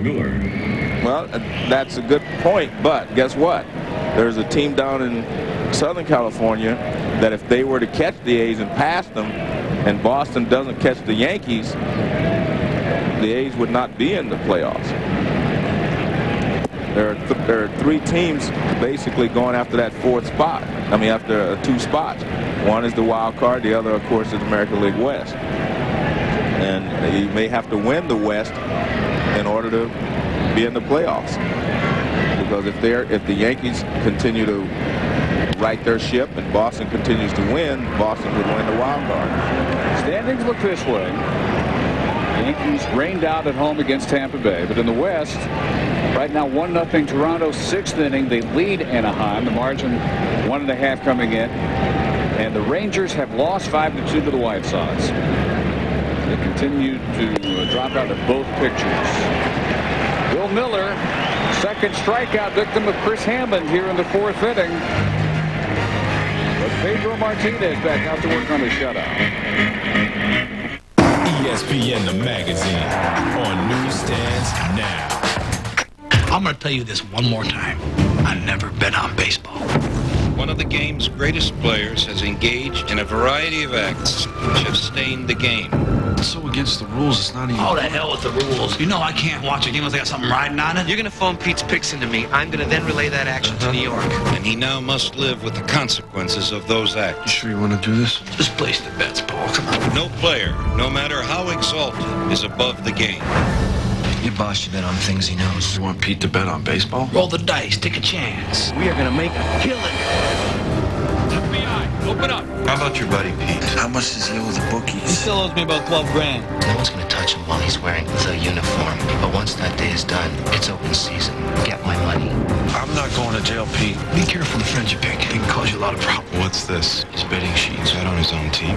This just proves how much I believe in my team. Get ready, they're done. Lexus. Lexus Maximus. Now is a great time to save some extra money on a new Bell Lexus as we sell the final allocations of our remaining 2004 inventory. At Bell Lexus, not only will you find maximum selection and value, you can also enjoy maximum service with valets who await your arrival and gourmet coffee and light snacks served by the Bell Lexus hostesses. Just some more Lexus Maximus advantages. Bell Lexus, right off the 51 at 19th Street and Bell Road. Bell Lexus, Lexus Maximus. I tried to pay all my creditors. I wanted to do the right thing, only I didn't know what to do. I saw an ad for Phillips & Associates and I called them. That was the best thing I could have done. They took my bankruptcy case the same day. The creditors have stopped and I now have the fresh start I wanted. I would recommend Phillips & Associates to anyone. Little or no upfront fees to begin your bankruptcy case. Call us right now, 602-258-8888. Well, nothing like the ace versus ace matchup that we anticipated, as Pedro Martinez has used 47 pitches, working on a one-hit shutout into the fourth inning. And Tim Hudson chased after 3 innings, down 7-0. All Pedro head-to-head as Boston goes for the sweep of this 3-game series. And if you look, Joe, at the rest of the schedule for Boston, he could not set up much more in their favor. After tonight, as Hatterberg fouls it off, 18 of the last 24 games for Boston are against teams that are below 500. The only 6 against winning teams, that's one team. That's the Yankees. They have them at New York, 17th through the 19th, and at Fenway, 24th through the 26th. Can you imagine, if the trends hold, what those 2 series are going to be like? Yes. I mean, I meant it more rhetorical for our audience. Right. I know you're already looking forward. Yeah. Yankees, the only team left with a winning record on the Boston schedule, and looking at what they're doing against a team as good as Oakland, that schedule isn't going to pose anything until they get to those 2 series with the Yankees. Let's check in with John Buchagos in the studio. Things were looking down for the Dodgers. The Giants took a lead. They were losing 3-0 until Olmedo signs. Grand slam, his first career. The 8th this year for the Dodgers. Yankees have the most. They have 9. Man. Olmedo signs, former Oakland Athletic. And really a good hitter, I mean, especially against left-handed pitching. Billy McMillan, again, the late addition to the lineup at DH. And in the air to center field. Short center, and it's Cabrera who backs out. Route number 2. McMillan added when Rubio Durazo came up with back spasms less than half an hour or so before our first pitch. Shortstop. He's 0-2. And now the rookie shortstop, Bobby Crosby. The education defensively has continued for Crosby tonight. As you drew up in such great detail when he allowed Damon coming in on him at second base to get a run across. Offensively, he's 0 for 2, and it's 8-0 Boston.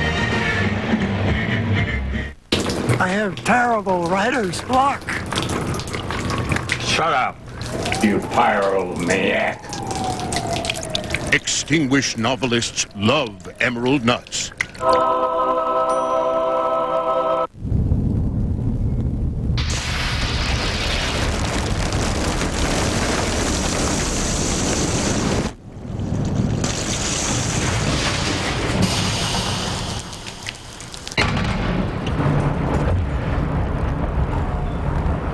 At Lexus, we realize that no car can control the elements.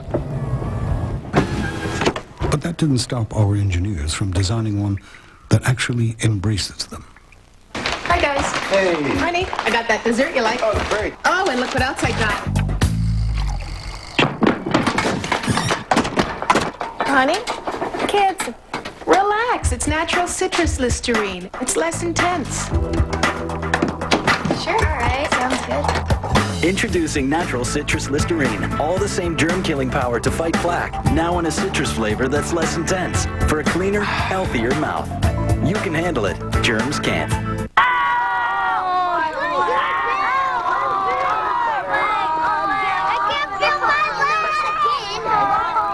Entangled 9-year-olds love Emerald Nuts.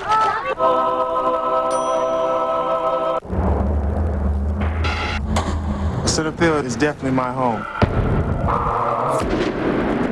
And I'm always ready to hit that wall. Sometimes I hit the wall so hard, it rattles my brain. But I'd rather rob a home run than hit a home run any day of the week. Just to see the expression on their face, that's the best feeling ever.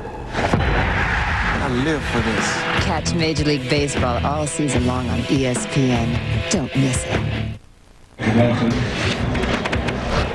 8-0 into the 5th inning here in Oakland. ABC's Monday Night Football officially opens its 35th anniversary season as the Super Bowl champion New England Patriots take on the Indianapolis Colts. It all happens tomorrow night, 8 Eastern, 5 Pacific on ABC Sports Championship Television. Second inning for Chris Hammond begins with the number 9 hitter Dave Roberts. RBI on a fielder's choice, scored one of the 4 runs in the 3rd, which chased the starter Tim Hudson. That is right under our booth.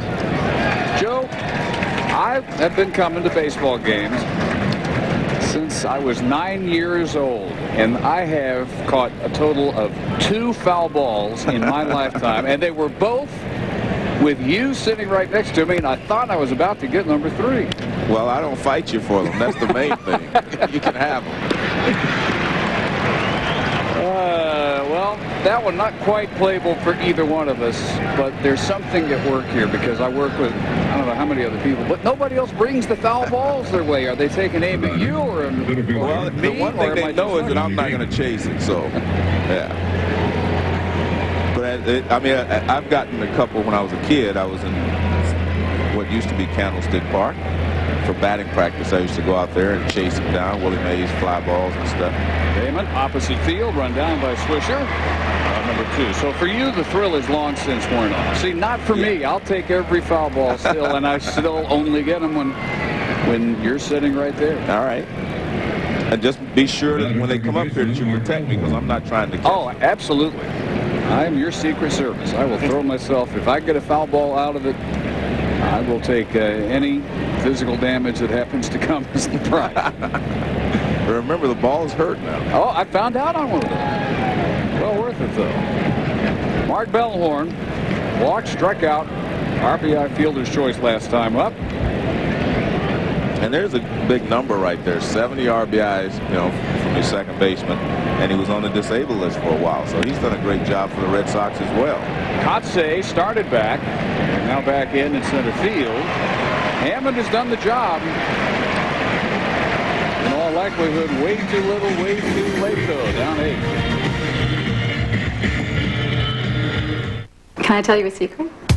My man takes Levitra. Let's just say he notices a difference in the experience. Like, we should do this more often difference. Why Levitra? Levitra helps improve erectile quality for men with ED. For my guy, Levitra works fast, and it gives him the quality response that he wants, time and again. It's why he counts on Levitra. Levitra is only for men healthy enough for sexual activity. Do not take Levitra if you take nitrates for chest pains or alpha blockers for prostate problems or high blood pressure, as this may cause an unsafe drop in blood pressure. Side effects may include headache, flushing, and stuffy or runny nose. In the rare case an erection lasts for more than 4 hours, seek immediate medical attention. My man takes Levitra. It's about the quality. And for him, Levitra works. Just look at that smile. Talk to your doctor today. Levitra. Quality when it counts. Hi, I'm Jared for Subway Restaurants. Did you know that a McDonald's Big Mac has 33 grams of fat? 33 grams of fat. But on the other hand, a tasty foot-long sweet onion chicken teriyaki sub from Subway has 10 grams of fat, which means you can eat another and another over the course of 3 different meals and still not equal the fat content of one Big Mac. I made my choice. Make yours. Subway. Choose well. Our country is under attack. The White House is in flames. British launch attack against America. The first family flees Washington. The forgotten war that really won America's independence. First invasion, the War of 1812. America's redeclaration of independence. Sunday night at 9. As only the History Channel can bring you. You can find Boston Red Sox fans all over the country, and those here in Oakland came prepared tonight. After what they saw Monday and Tuesday, 8-3 and 7-1 victories. Tonight, they have seen Pedro Martinez outlast Tim Hudson by now 2 full innings. Hudson chased after 3. And Nick Swisher rips it deep to center field. Johnny Damon on the track for out number 1. Let's check in with John Buccigross. Joe Morgan was hit by a pitch 40 times in his Hall of Fame career. Barry Bonds make it 90. 6th this year. Still 2 homers shy of 700. His team is winning. The Dodgers are now losing to Arizona. Yeah, I understand even more now why you never fight me for the foul ball. Right, exactly. I mean, and that was interesting that John just brought up, the fact that I noticed from the beginning of the year that Barry was getting hit more this year than ever before. And you can see right there, they didn't want to pitch to him, I guess, so just put him on base. That one hit fairly well, but Dave Roberts in for a couple of steps to retire Adam Melhuse. Well, I suppose it's more economical if you're going to walk him anyway. Yeah. Save yourself 3 pitches and just hit it. Yeah. Still 2 away from 700, 16 from Ruth, and then he sets his sights on Henry Aaron. If it wasn't 2 outs, I'd tell you a story about that being economical with if you're going to walk him anyway kind of thing. Joe, it's 8-0. Well, Hank Aaron. Let's throw the rules out. There's this story with Hank Aaron. Hank Aaron was hitting one day. Runner at second, 2 outs. Stan Williams is pitching. Walter Alston goes out, tells him to walk him. So he comes back. You know, Hank was always relaxed in the batter's box. So Stan Williams hits him in the helmet. So he goes to first base. Alston comes back out and says, "Hey, I told you to walk him." He said, "Well, I was going to put him on first base anyway. I thought I might as well impress that next guy was going to walk up there." And that's a true story. I mean, that's... we had plenty of time for that. Yeah. Well, but it was 2 outs. He might have got a base and put the next pitch in play. I've been stumbling over you already tonight. I didn't want to do it again. See, it's 3-0, and you're still only in the 5th inning. I'd like to hear a lot more stories where that came from. There's a strike. Actually, I wrote my column today on the ESPN.com about, you know, hit Barry Bonds, Babe Ruth, Hank Aaron, you know, the difference in the way the game is played now. And Scudero works a walk. And how they actually competed against Babe Ruth, competed against Hank Aaron, you know, and they just kind of give up on Barry Bonds. And I don't like it. I would just tell you, I think you have to compete. Never thought I would see the day where major leaguers are as intimidated by one player as little leaguers are by the one huge kid that every little league has that nobody, but for good reason, wants to pitch to. But the problem I have is that the managers are intimidated. That's who's intimidated. They're the ones that issue the walks now. The pitchers may not pitch to them sometimes, but the managers are the ones that walk around with their 4 fingers up, you know, before they throw a pitch. I've never seen managers do that. I mean, I remember Tony La Russa said he's going to force his guys to compete, and they did. You know, the Cardinals have competed, as you know, if we're going to use that terminology against Barry, and they've been pretty successful. No one hits a home run every swing, but I think that's the fear that most people have, that Barry will hit a home run every swing. Oh, he darn near does. Yeah, well, every 12 point something anyway. But I mean, the managers are the ones that surprise me. They really do.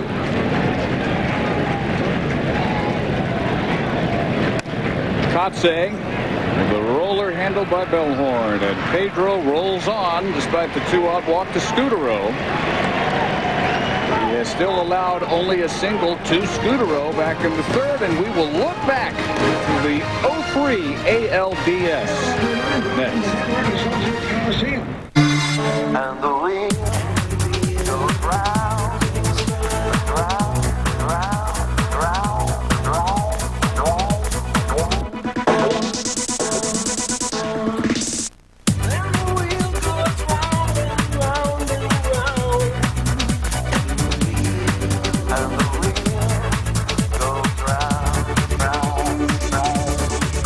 Time. Get a $50 mail-in rebate when you buy 4 select Bridgestone Dueler tires. Hey, Mr. Rodriguez, big game tonight, huh?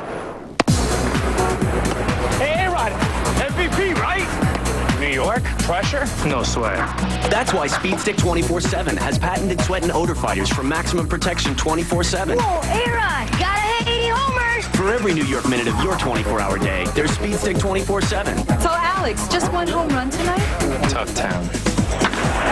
Speed Stick 24/7. Maximum protection 24/7. By Bennett. Bell Lexus. Lexus Maximus. Now is a great time to save some extra money on a new Bell Lexus as we sell the final allocations of our remaining 2004 inventory. At Bell Lexus, not only will you find maximum selection and value, you can also enjoy maximum service with valets who await your arrival and gourmet coffee and light snacks served by the Bell Lexus hostesses. Just some more Lexus Maximus advantages. Bell Lexus, right off the 51 at 19th Street and Bell Road. Bell Lexus. Lexus Maximus. After years of great drawings, some issues were getting in the way of us doing more for our players, so we got help. How does this make you feel? I'm number one! We learn to put aside our frustrations. You need to listen. We're sharing, we're caring. It's about coming together. That's when we came up with the idea for the Pick with Extra. For just $1 more, our players get 6 extra numbers on their ticket. If any match their drawing numbers, they win up to $100 instantly. Play the Pick with Extra from the Arizona Lottery. It's an extra way to win. ESPN2's Wednesday Night Baseball, presented by Bank One. Brought to you by Bridgestone, passion for excellence. And Speed Stick 24/7, maximum protection 24/7. Who says there's no there? There's Jack London Square there, and there is Justin Lair just up today. Well, technically, before last night's game, they called him up from AAA Sacramento, but ready for duty tonight. It's his second stint with the A's. And right away, Manny Ramirez tests him. Swinging to the first pitch and skies it to Nick Swisher in left. This, as we said, a rematch of the division series from last year, which started off game one. DeRozzo in the 9th inning with a base hit to tie it up. And then preserving the tie, Chavez with a defense, and then the Hernandez bunt off Derek Lowe in the 12th inning to send Chavez home and put Oakland on top of that series, although he will, if you've forgotten somehow, remind you how it ended. Not differently than that series began. David Ortiz, 2-run single in Boston's 3-run first. Set the entire tone tonight. Tim Hudson, 4 walks in the first inning. Ended the night with 5, a season high. Justin Lair now in relief of Chris Hammond, who went to 4th and 5th. Allowed another run on 2 hits. Justin Lair, 5 appearances with Sacramento. July 20th, first time up, first major league victory that came in relief against Toronto. And way in tight on Ortiz. Well, they've been trying to pitch him inside all evening. In fact, they've tried to pitch all of the left-handed hitters from Boston in tight. Tim Hudson was trying to do that from the first inning on.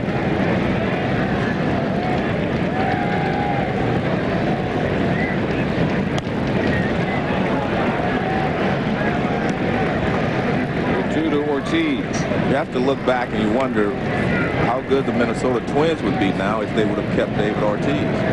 You know, they get to the playoffs each year anyway, but I mean, David Ortiz in that ballpark, he was just coming into his own when they chose not to resign him. And I think everyone in the American League thought it was a mistake from day one when they didn't re-sign him. Boston can be grateful to the Twins for Ortiz, for Mitkevich. First year in Boston last year, a career year for Ortiz, and he has far surpassed those numbers already. But what he does is he gives that big bat behind Manny Ramirez. They're trying to get the call strike 3, 3-2. Again, everything's inside. You would think that they'd go away sometimes and then come back, but everything's inside. And that's what a great player like Manny Ramirez, Barry Bonds does to a lineup. They set that they're always going to be on base, one way or the other. You just need somebody behind them to pick them up and pick up the guys that they leave. And you see what they've done. I mean, look at that. They're first and second in home runs in the American League, first and third in RBIs, and first and second in slugging. I mean, if Barry Bonds had someone like Ortiz or Ramirez hitting behind him, he would be a lot better Good off. heavens, what would his numbers be? Yeah, good point. He might hit 80 home. Yeah. Ortiz down on strikes for the second straight time. Hammond got him back in the fourth, and Laird gets him here in the sixth. The batter, catcher, Jason Bartek. Interesting. We're talking about getting hit by a pitch. We saw that Barry Bonds had been hit 96 times in his career. So you're 40. In my 40, Hank Aaron was only hit 32 times in his career. I guess they were more afraid of burying me than they were Hank. The numbers don't lie. You know what? That's amazing to me that he was only hit 32 times, you know, in a career. But I would think that I would get hit less because I could get out of the way. But that's interesting. Well, and you hit on the entirely different mentality back then. Yeah. The idea of giving in the way pitchers and managers give in to Barry Bonds these days, unheard of in the 50s, 60s, 70s. Right. Bartek retired, and Laird works a 1-2-3 6th inning to keep it 8-0. You know what I want? I want a credit card that's more than plastic. Give me magic. Get Disney's Visa credit card only from Bank One. I want rewards like Lion King DVDs, dinner with Cinderella, a Disney cruise vacation. I want rewards she can enjoy now while she's 6, not 36. The only card that earns you magical rewards. I don't want to hear about blackout dates and annual fees. That's not magic. Get the Magical Rewards card from the Bank One card collection. Apply now. I want a little magic.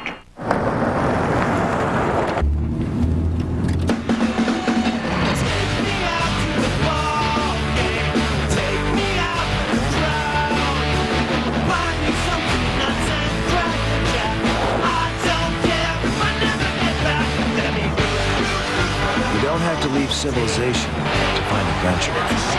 The 245 horsepower all-wheel drive Nissan Murano.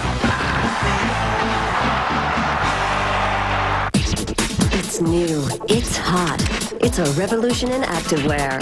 Introducing the Ultra Strength Bengay Pain Relieving Patch. The powerful new look and pain relief that everyone's wearing. To get sore muscles moving and relieve achy joints so they stay active longer. Ready to wear wherever you hurt. It delivers deep Bengay heat and lasts up to 8 hours.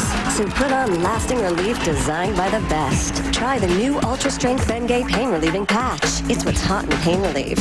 A fresh idea from Papa John's. Our new Spinach Alfredo Chicken Tomato Pizza with Spinach Alfredo sauce, all white chicken, and Roma tomatoes. Plus, call now and get Papa John's pizza and a DVD movie. Better ingredients, better pizza, Papa John's. Log on to MLB.com to follow baseball live on the web with MLB.com's real-time stats, game day audio, and MLB.tv. MLB.com, where baseball is always on. Well, Pedro Martinez has been at his deadly best tonight, working on a one-hit shutout into the 6th inning. Today, Major League Baseball announced the 12 finalists for the 2004 Hank Aaron Award in recognition of this season's best overall offensive performance. Fans can cast their vote online at MLB.com from September 9th through the 30th. One player from each league will receive the award and will be announced during Game 4 of the 2004 World Series. Eric Burns is 0 for 2. Well, I was looking at that list, and I have to have a write-in candidate because Albert Pujols wasn't on the list. How can he not be on the list? Evidently one per team, but that's going to draw immediate protest as Burns sends that one deep off the scoreboard. And Manny Ramirez gets it back in. Burns leads the 6th inning with a double, just the 2nd hit allowed by Pedro. Albert Pujols may be the best all-around hitter in the game at this point. And by the same token, you got to leave out either Ramirez or Ortiz because they're both Red Sox. Third baseman, Eric Chavez. It was in the middle, but it was down. Burns goes down right around the knees and lines it off the left field wall.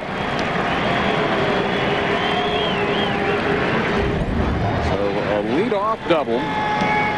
Eric Chavez now 0 for 2 with a strikeout and a ground out. People forget he missed 6 weeks. Early part of the season when he was injured. He still leads the American League with 83 walks as Arthur Rhodes gets up. He's still 9th in homers. 3rd in on-base percentage. So even with that huge chunk of his season taken from him, Pedro Estacio, new addition to the Boston bullpen pitcher, also getting loose. Even as much time as Chavez missed, the numbers remain impressive. I remember when he first came up, they were saying he's going to win some batting titles, etc.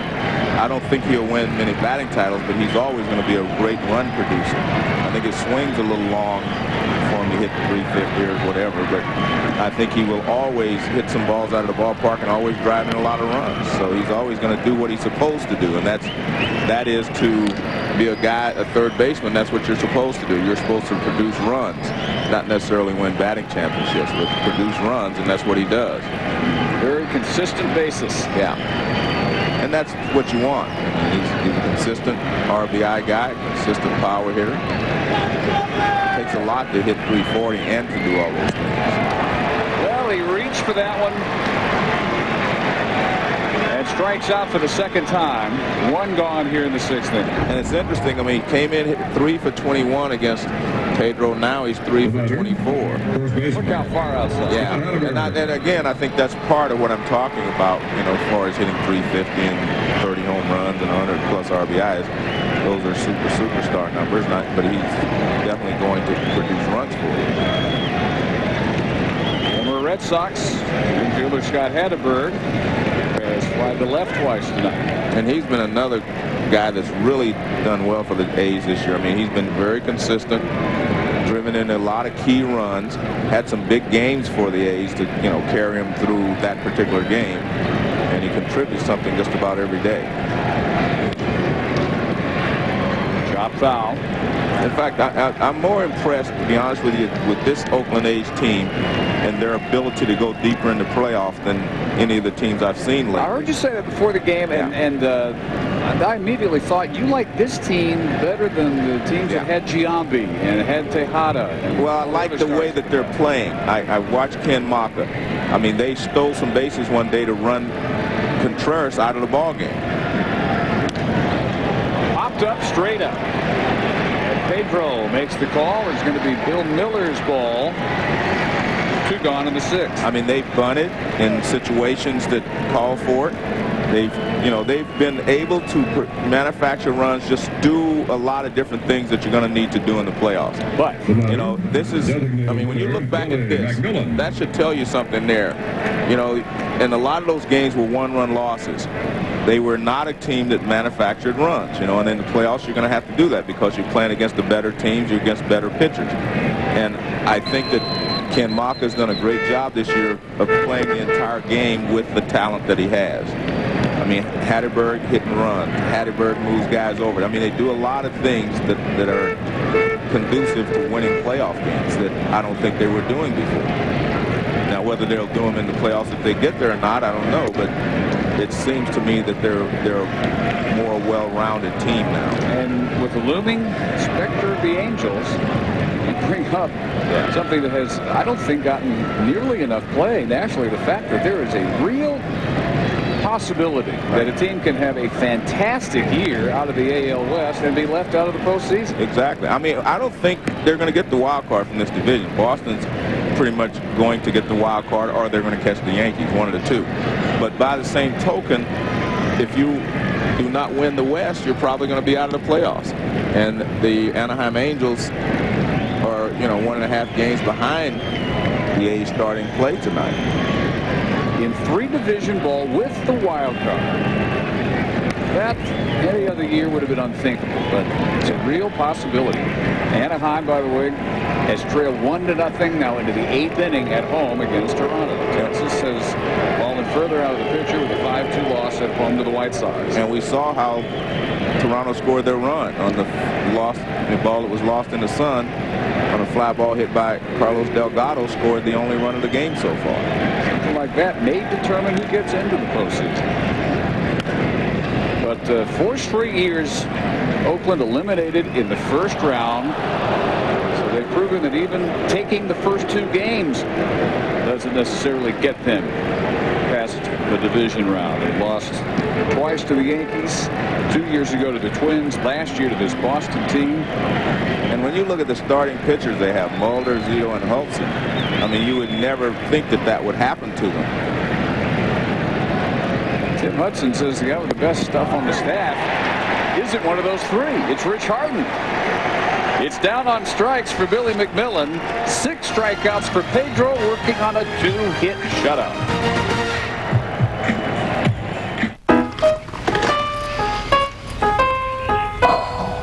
Michael Waltrip? Yes. That's cool. Okay, what are we waiting for?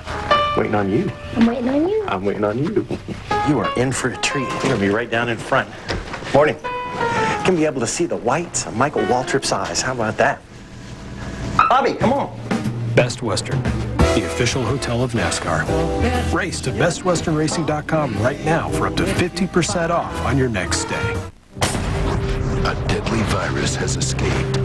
Due to risk of infection, you cannot leave the city. This Friday. What do we do now? No. The end begins.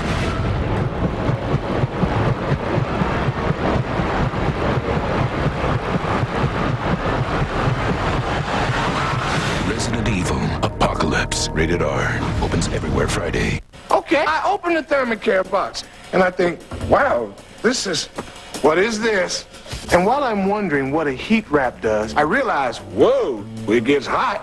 Then I put it on my aching back and it really starts to sink in. The heat, I mean. It's like a heating pad without the cord. It goes anywhere. And before long, my aching back is not aching anymore. I feel like I could do backflips. Bad idea. You know, ideas and inventions come from people in all walks of life. Do you have an idea for a new product or invention? If so, Invention Submission Corporation has information to help you get started. ISC is America's largest inventor service firm. Call now and learn how to submit your idea to companies through ISC's data bank and apply for a patent. Even if your idea is just to improve an existing product, call for ISC's free information. For your inventor's information, call 1-800-652-0101. Well, if this had been a prize fight, they would have stopped it in the 3rd round. Pedro Martinez evidently done for the night, at least getting the congratulations that would make you think so. 2-hit shutout. And he has now thrown 16 straight scoreless innings. Tim Hudson, meanwhile, chased after 3 innings, down 7-0 with a season-high 5 walks, 4 of which came in his disastrous first inning. And now the 4th Oakland pitcher of the night is on, 34-year-old Arthur Rose. Bobby Kelty has replaced Swisher in left, and Nick Swisher has moved on to first base in place of Hatteberg. Cabrera, Metcavich, Miller, 7th inning. Cabrera with a single, a double, and a run scored tonight. We just touched on this very early, but there might be an awful lot of people who look at Boston's record since the trade that sent Garcia Parra to Chicago. And with this win tonight, as soon as they complete it, they will have won 27 and lost 9 since that trade.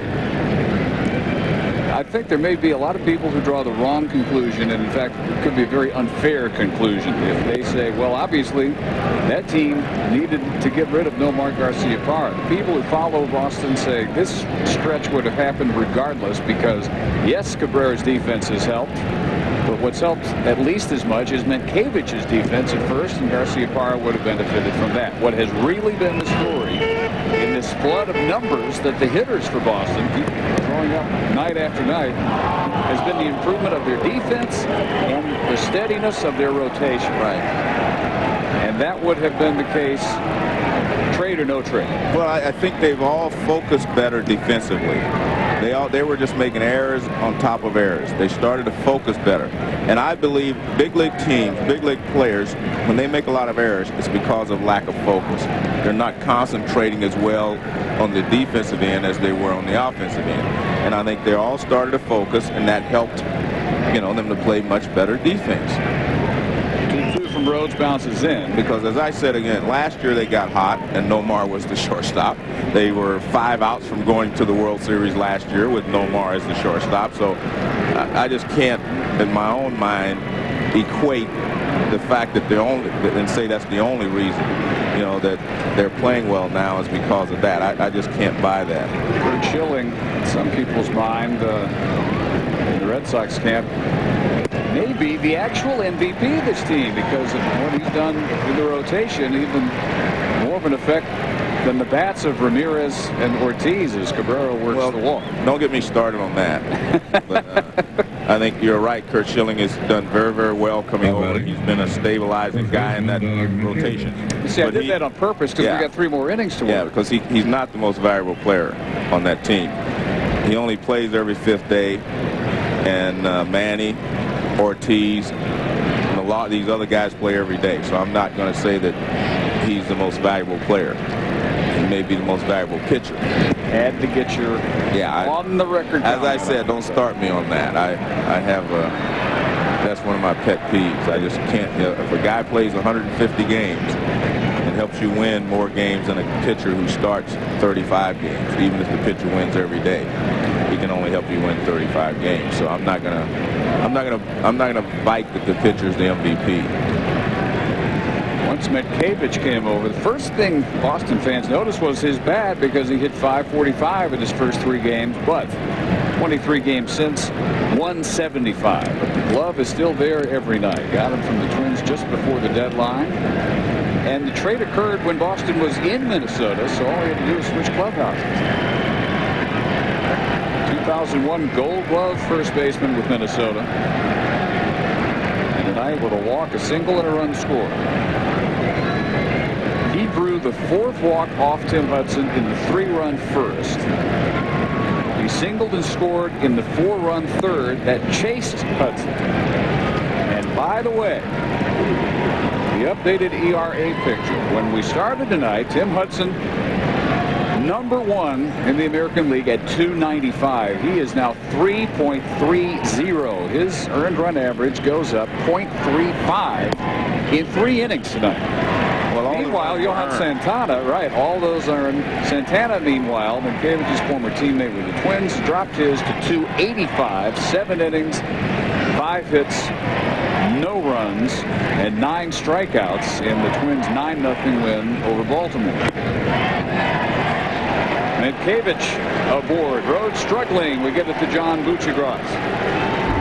Angels got this backwards. Sean Figgins is supposed to steal with Adam Kennedy batting. But here, Figgins is batting, Kennedy is running, he's thrown out. The Angels have just 2 hits. Justin Miller pitching to Jim, but Anaheim down 1-0 in the inning. Well, Tim Maka needs all the good news he can possibly get on a night like this.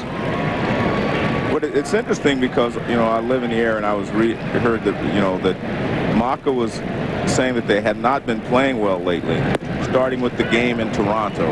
They made 5 errors on Sunday, I guess, and that that they didn't play well against the Red Sox the last 2 nights, and obviously they haven't played well tonight. But he was concerned a little bit about the way that they were playing. That is ripped But foul, and obviously the little things that were becoming apparent over the weekend have turned into big things now. 8-3, 7-1, and 8-0. Boston in the process of turning this into a 3-game sweep minus Oakland Miracle. Last night, Derek Lowe's 5th straight victory. His part in making the Red Sox rotation so consistent. Look at this series, 23-4. Man. Well, but that kind of shows what you were talking about, the Boston Red Sox pitching staff and their pitchers. They're pitching very, very well. And we know their hitters are hitting well, but they're pitching well. And they were 3rd in the league in earned run average. Oakland was 4.05 coming in, which of course will raise. And the Red Sox were 4.06. They were 3rd in the league. So, you know, they're going to pass Oakland, I assume, with the 8 earned runs and so far the shutout. If it stays that way, of course, Oakland could score 8 runs in an inning as well. So, you know, I mean, that's why we stick around here for these last 9 outs for Oakland. Hey, if anybody was watching all the anniversary programming we've had on the air recently, one thing that you have to take from all those memorable games is there is no such thing as a game that is that's over. I mean, the show on Biggest Chokes, I never thought I'd see an NFL team with a 32-point halftime lead. Oh, I know. Not advanced. But that reminded me of that Oiler-Buffalo game in '92. Yeah, that one hurt me, the Oiler-Buffalo game. Right field. Burns back a couple of steps. And on to third, quite easily, is Cabrera. So 1st and 3rd. 1 out. Rhodes working in search of his command after he began the 7th by walking Cabrera and then Cavage. Well, you know, I played part of my career in Houston, and I was, you know, kind of an Oiler fan. I've always been a Raider fan.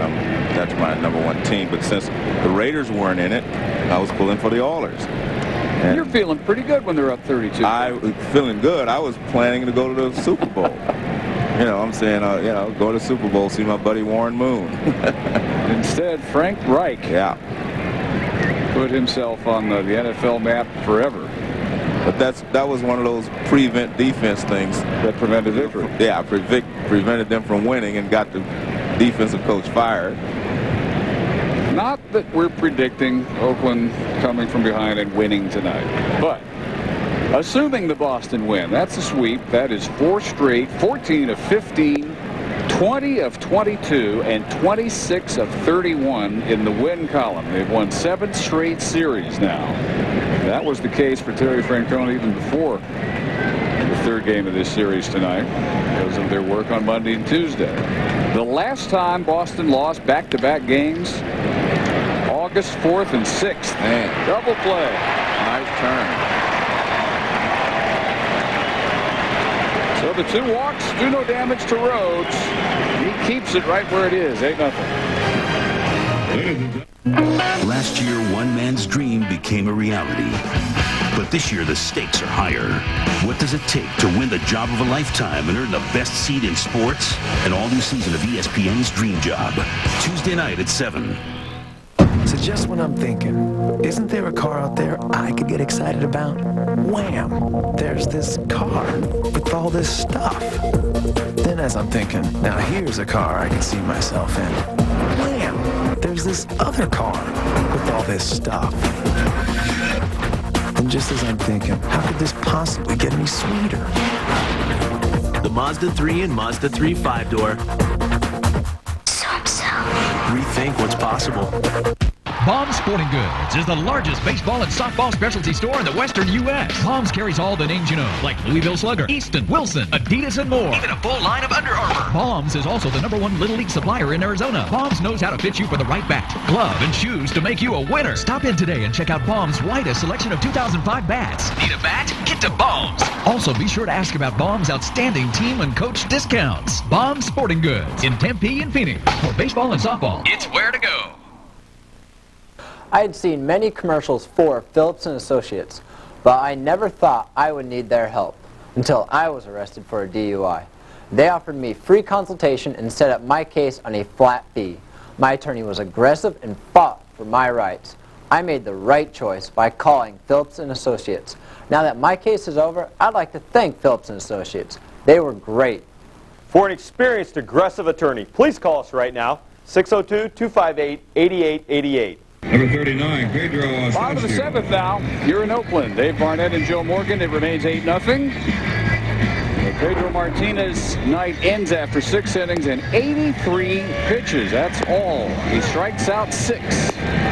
Well, he was throwing the ball well. I thought he would throw one more. I thought he'd go 7 innings, but with only 83 pitches thrown in the 6th inning. But hey, maybe they're trying to save some innings for the playoffs that they think they're going to be in.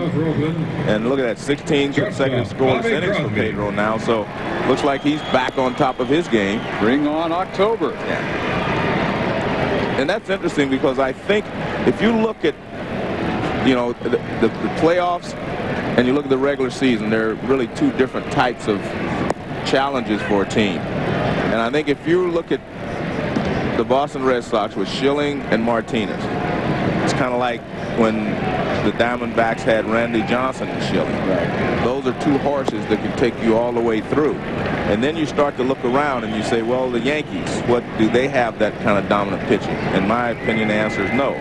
And the only team that might would be Oakland, but they haven't been able to win with those same 3 pitchers, you know, in the last 4 years. So if you go into the playoffs today with everyone the way they are, I would think that the Red Sox would be favored. Kevin Youkilis is checked in place of Bill Miller at third. Pedro cheering on now his fellow Pedro Astacio, who misses outside, and after getting ahead of Bobby Crosby, issues a leadoff walk here in the bottom of the 7th. And that's what you're afraid of. You know, that's why I said I thought Pedro would go one more inning. Martinez, that is. I mean, you're afraid that you change something here, and you never know. I mean, you never know in this game. Pedro had them under control, and now you bring in a new pitcher, and especially a pitcher that they just called up. 34-year-old Pedro Astacio gets ahead of Nick Swisher. Started the game in left, now at first base. I mean, you'd like to think that an 8-run lead is safe with 9 outs to go, but that's why baseball is such an interesting game. One of those, no clock on it. One of those memorable games. I think this was in the list of top 25 chokes. Was a Cleveland game. Seattle.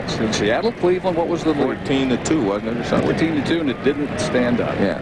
I mean, the point is, I mean, there's no clock on baseball, so if you can't just run out the clock, you're going to have to get the outs. 34-year-old Pedro Astacio. Wow, where did that miss? Pretty good-looking pitch. He thought so. 1-2. Pedro Astacio, 12 years mostly with the Dodgers. One more look at this breaking ball. Wegner. Well, I think he took that pitch because he was fooled, not because he thought it was a strike.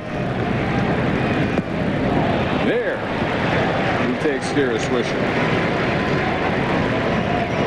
October, 8 teams, 1 champion. The race to the World Series is on. Catch all the action on ESPN and ESPN2. Don't miss it. I want to ask you one question. I've always wanted to ask someone else this question. I already have my answer. But we're talking about pitchers and MVPs and, you know, everyday players MVPs. Wow. If that had been further behind Adam Melhuse. Crosby takes second. Probably thought about taking third. Man.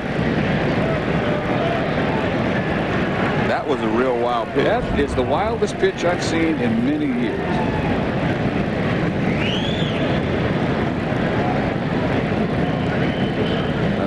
Okay. It is. It didn't hit Melhuse as he was leaning away from it. So now scoring position. Crosby trying to break the shutout.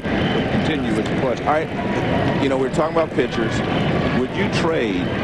Let's just for argument's sake say that Santana is the best pitcher because of his age. He's young.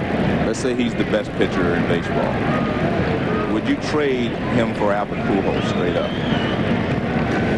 hard to answer that unless I know what the rest of my team looks like. I mean, if I don't care what you can make any team you want, and then answer it for me.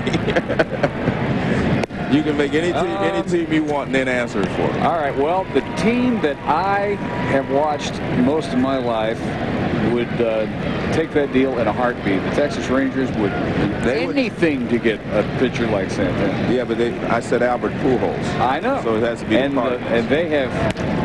It would have to be the Cardinals because they have Pujols. Ramball. But I mean, all right, so you're narrowing it down to just those two. Well, I'm just trying to make those two players in general, but those two teams. Well, I'm just saying, let's take the best. I'm just using for argument's sake. Say the best pitcher is Santana, the best hitter is Pujols. I'm just saying that we're not. I wouldn't do that if I'm saying. I would never do it.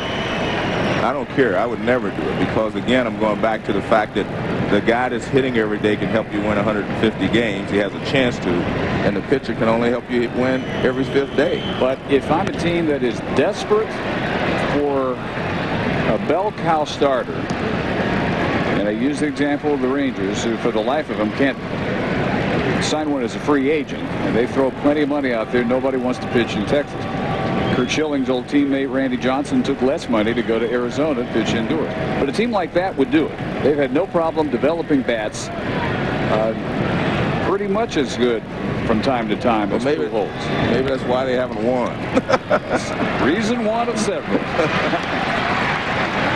And after the leadoff walk to Crosby, Estacio gets the rest of the side in order and keeps the Pedro's shutout intact.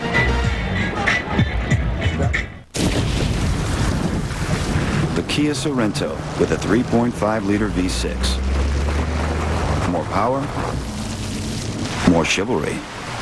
Welcome to more. The Kia Sorento. You know what I want? I want a credit card that's more than plastic. Give me magic. Get Disney's Visa credit card only from Bank One. I want rewards like Lion King DVDs, dinner with Cinderella, a Disney cruise vacation. I want rewards she can enjoy now while she's 6, not 36.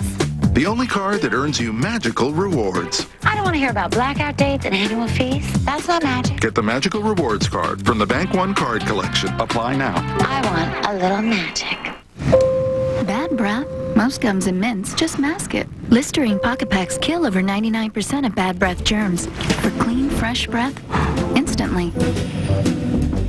Listerine Pocket Pack strips. Kill the germs, feel the clean. Nature fanatic. Health nut. Grape nuts eaters have been called many things.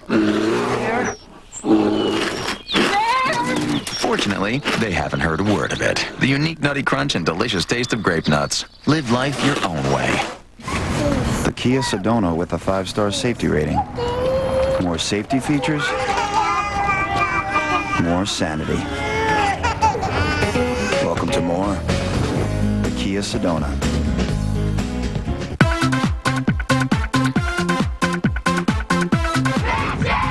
See, kids, this is key. Everyone got their mean faces? All right, now step and kick your leg up real high. That's awesome. That's perfect. That's it right there. Oh, no. You want to go again? Boys and Girls Clubs is the official charity of Major League Baseball. Oh, that's scary. Together, they create a positive place for kids. Anaheim blows a golden opportunity to pull to within a half game of the A's. They lose to the feeble Blue Jays, 1-0. Well, they only had 2 hits. On that fly ball that was lost in the sun, and that run turns out to be the only one of the night. So they could indeed have pulled within a half. At the moment, it's 2, separating Oakland and Anaheim. But another moment or 2, it's going to be back to 1.5. Texas loses, so they will remain 5.5 out in the West. Well, the interesting thing there is the Angels lead their American League in batting average, team batting average, and they only got 2 hits. So someone pitched great. Chavez snags Johnny Damon's ground hit. Jim Messier retires Damon. And again, the 8th inning. Johnny has continued both his streaks tonight. Now an 11-game hit streak and 11 straight games scoring at least 1 run. That one is really remarkable. A whole lot lot more so than the 11 with at least one hit. Here's Bellhorn. A walk, an RBI, fielder's choice in his resume tonight. Trot Nixon just activated yesterday. Now the on-deck circle, and Manny Ramirez is ninth. I find it so interesting to talk to you and hear your thoughts about pitching, because the era you came up in, 20-game winners, every team had pitchers of that caliber. They are so rare these days that if you have a Pedro Martinez, you're right, you would never think of, or you probably never think of trading him. And the question you just posed, would you trade a Santana for an Albert Pujols? Well, I think fly ball to Kotze in center. I don't think I asked the question properly. What I really meant was if you were starting a team, if you're starting the team, that was my point. But I didn't phrase it right. If you're starting a team, you want the guy like these guys who used, or these guys who are going to be out there every day. Yeah. But the other point you make is that by comparison to the paucity of good pitching, the pitchers who are dominant today look even more so. Look even better. And they don't have to win 20 games. Very rarely do you have 20-game winners anymore because they pitch every 5th day for one thing. And because of the bullpens, et cetera, they don't pitch 9 innings to get a win or a loss. Sometimes they come out of the ball game. As great as Greg Maddux is, he said when there was all the hubbub about his 300th win, he was much more hoping to get 15 wins, another 15-win season under his belt this year. That meant a whole lot more than the career total of what's now beyond 300. Well, I think that was his point shows the consistency that he's had. But now 15 wins is about like what 20 used to be. I remember, I think Ferguson Jenkins won 20 games 6 straight years in Wrigley Field. That's pretty good pitching in that ballpark. Lifted the shallow left. And making the call is going to be Bobby Kelty. Messier works a 1-2-3 8th inning. But the A's still being shut out on 2 hits.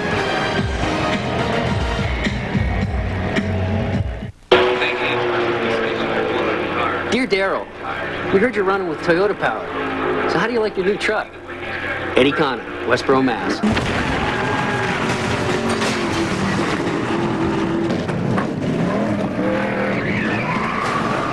It's a big, fast, tough truck. What's not to like? Sincerely, Darryl Walter. Brought to you by Toyota, the newest member of the NASCAR Craftsman Truck Series, and proud of it. So, how about this one? We did say no ranches, right? Yeah. Well, plenty more where that came from. This next one is more of a colonial-inspired ranch. It's still a ranch. Not working with the Century 21 agent. Pledge point number 13. Century 21 agents only show you houses you want to see. This one's more of a Tudor-inspired ranch. No, it's not. Just one of the ways to help reduce the stress of buying real estate. Century 21, real estate for your world. A fresh idea from Papa John's. Our new Spinach Alfredo Chicken Tomato Pizza with spinach Alfredo sauce, all white chicken, and Roma tomatoes. Plus, call now and get Papa John's pizza and a DVD movie. Better ingredients, better pizza, Papa John's. The first family flees Washington. Our country is under attack. First Invasion, the War of 1812. Premieres Sunday night at 9, only on the History Channel. It's America's re-declaration of independence. The all-new Kawasaki Brute Force 750. Biggest V-twin engine in its class, independent rear suspension, totally invincible.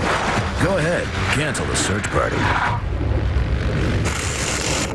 This copyrighted telecast is presented by authority of the Office of the Commissioner of Baseball and may not be reproduced or retransmitted in any form, and the accounts and descriptions of this game may not be disseminated without express written consent. ESPN2's Wednesday Night Baseball, presented by Bank One. Bank One, where you get individual answers. Find the credit card that fits you best. And in part by Kia Motors. Kia, make every mile count. the Bay Bridge. Short hop between Oakland and San Francisco, and 8-0 Oakland trailing Boston. Pedro Astacio gives up a fair ball down the right field line off the bat of Kotze, and the new right fielder, Trot Dixon, took a little while getting it back in, but Kotze was going to settle for a double all along, and he reaches for the third time tonight. Pokey Reese is the new second baseman. Also, like Nixon, just activated yesterday. Dave Roberts has moved over to left field. In at center, Gabe Kapler. Right fielder, Eric just met the new right fielder, Trot Nixon. Astacio, his second inning in relief of Pedro Martinez. Eric Burns with a leadoff double in what turned out to be Martinez's last inning, and he stayed right there at second base as Martinez struck out Chavez, got Hatteberg on a pop-up, and struck out Billy McMillan to end his 6 innings of 2-hit shutout ball. So Martinez about as impressive as he's been all year. Tim Hudson had, by pretty good historical reckoning, his worst single inning in 4 years. The first, and he followed it up in the third with one that was even worse, as Eric Burns hauls in, sends that one to Nixon, and Nixon shows the arm with that peg on a line to the third baseman Euclid. Trot just off the DL, and there were some people wondering if they would risk sending him out in the field at all, even though he was activated. Obviously, the arm is up to it. Shooting for Eric Chavez, number 12, Esteban. Low enough that it could be cut off. One hop to third base. More than ready for duty. Now,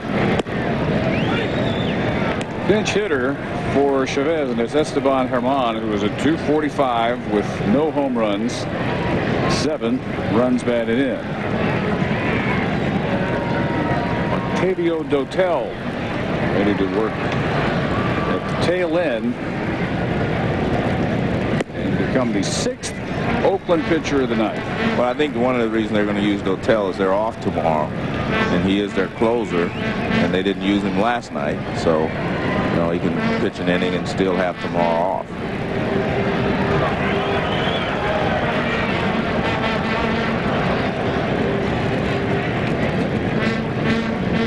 So Herman now in the number 3 spot. Bobby Kelty on deck. Astacio working very slowly now with the runner Kotze aboard at second.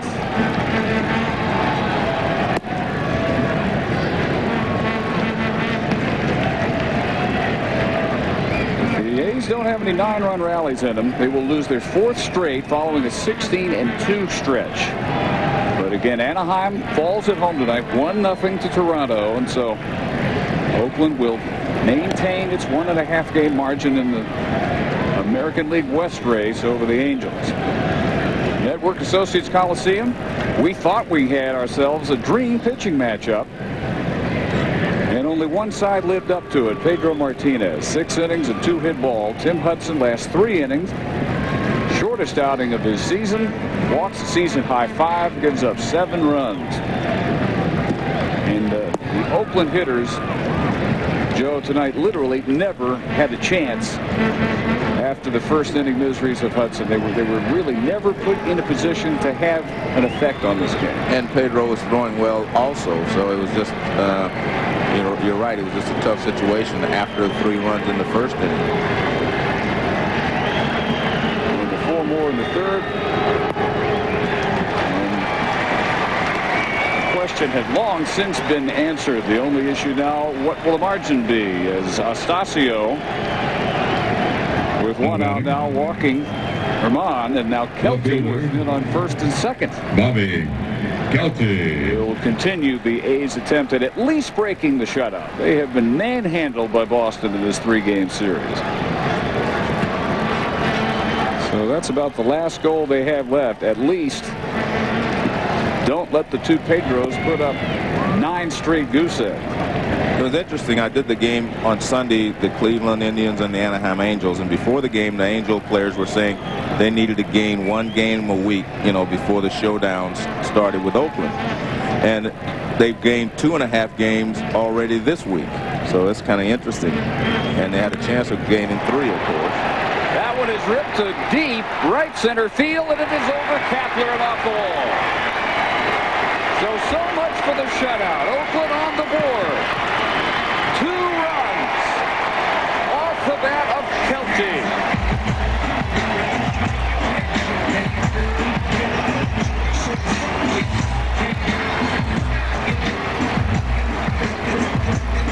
And Bobby Kelty has had a poor season so far for the A's. He was hitting .209 coming into this at bat. The batter. Estacio gives him a fastball kind of up in the zone. And he drills it over the head of Kapler in center field.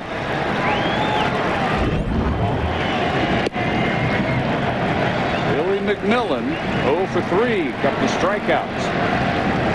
And they average down to .213. Well, somebody better be stirring in the Boston bullpen, because you can't wait until, this becomes a game.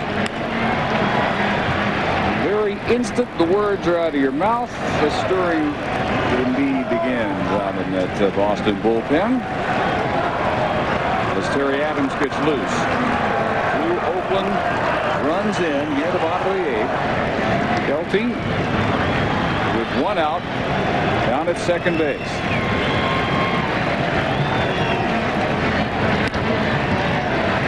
And Koki Reese at second base. Round number 2.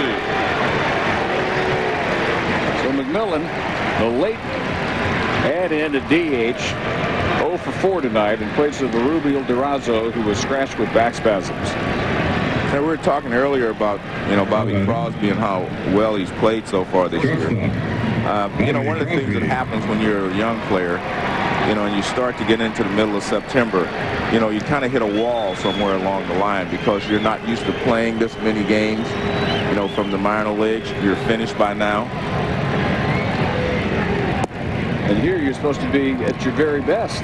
Right. Instead of finished. And one of the things I've noticed with a lot of rookies, and, it happens with just about everyone I've noticed, is that, toward the end of the season, you get a little tired, and you still really start to have a lot of problems with the breaking ball, because you're jumping out there trying to catch up with the fastball. And when you do that, you're susceptible to the breaking ball.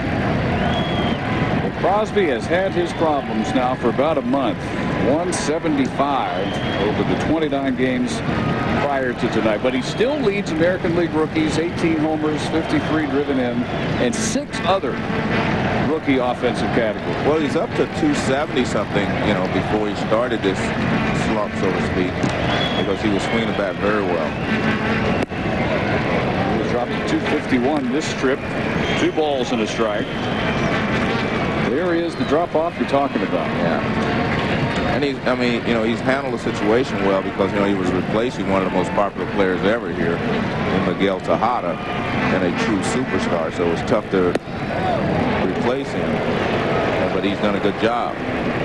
And the one thing you want from your shortstop, we always talk about how much they hit, etc., but a shortstop's job is to play good defense, and he's done a good job at that.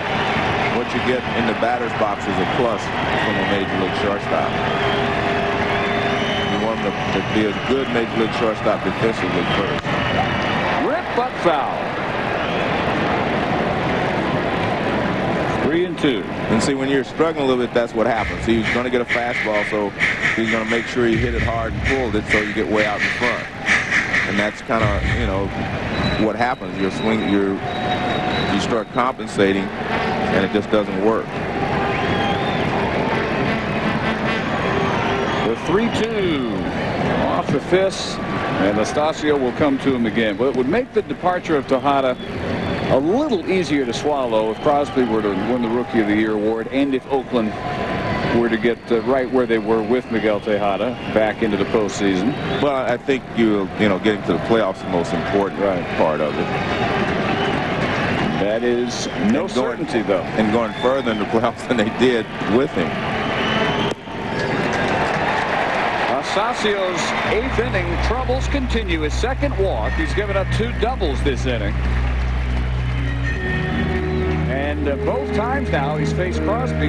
He's walked him. Crosby was the first batter he faced in the 7th inning in relief of Martinez. So as Francona makes his appearance out on the mound, we remind you, Sunday night, ESPN2's coverage of Major League Baseball continues as the Cleveland Indians take on the Oakland A's. Coverage beginning with baseball tonight on the road, driven by GMC at 7 Eastern, 4 Pacific.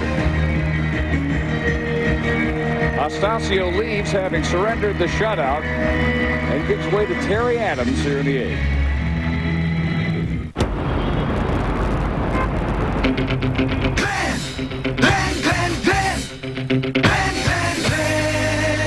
Glenn's the man going to work. Got his tie, got ambition. He knows one day he just could become supervisor.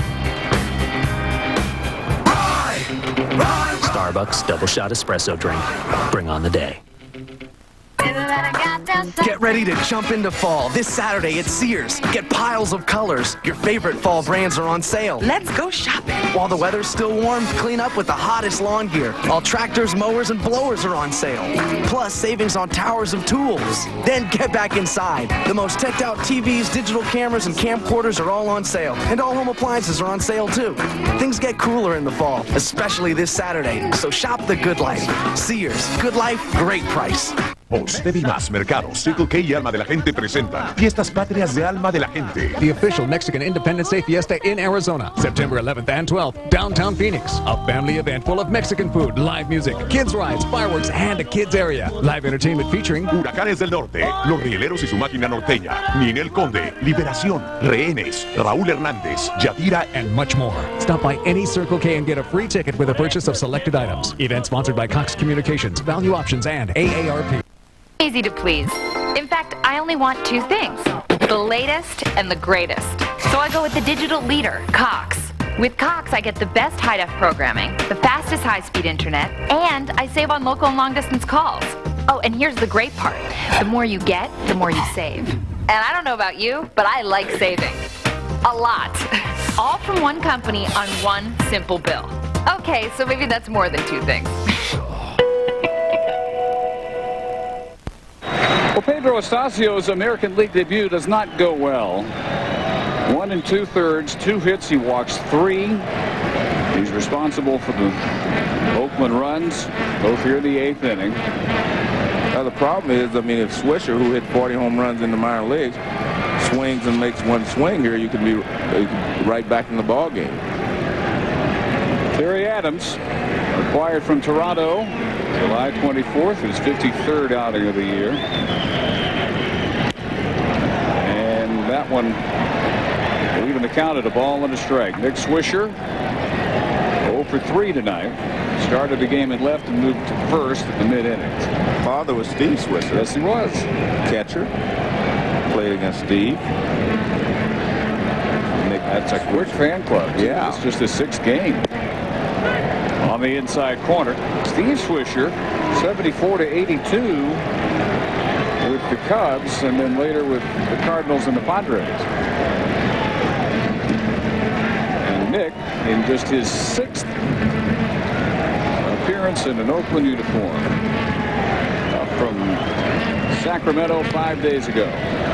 And it's interesting, like most of the other sons of fathers who played the game, they all have more power than the father. Than the father did. I mean, Ken Griffey Jr., I mean, just about all the guys have more power than their fathers did.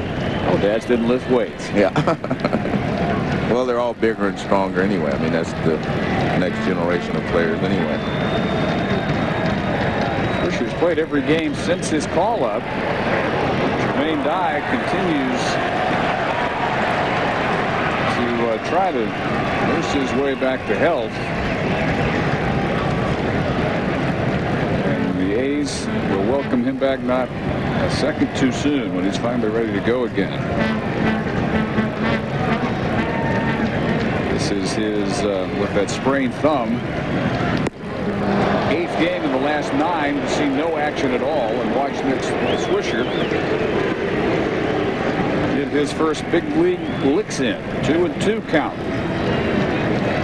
2 runs in, 2 men aboard, 2 outs, 2 balls and 2 strikes in the 8th. In the 8-2 Boston lead. It's 3-2 now.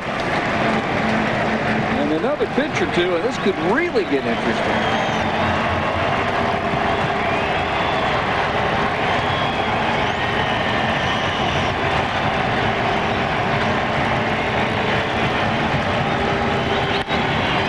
The middle, played just right though, Cabrera. But our presentation of Wednesday Night Baseball on ESPN2 from Network Associates Coliseum, 8-2 Boston. We move to the 9th inning. Dave Barnett and Joe Morgan. And the 6th Oakland pitcher of the night, Octavio Dotel, will get some work in. His number is with the Astros, where he attempted to become a closer. And the A's, where he was shipped after Houston decided the experiment wasn't working after they allowed Billy Wagner to go in the offseason to the Phillies. Sermon stays in and takes over 3rd from Chavez. Doug Mirabelli pinch hitting for the DH David Ortiz. And in an 8-2 game, sometimes you got to remember it wasn't always a blowout, and the biggest hit of the night was Ortiz's 2-run single after Tim Hudson had walked Damon, Bellhorn, and Ramirez in succession in the 1st inning. So Ortiz knocked in his 123rd and 124th runs of the year. That ended up a 3-run first. They tacked on 4 more in the 3rd, and the rest of it has just been a question of how long. First of all, Pedro Martinez would stay in the game. It turned out to be 6th inning.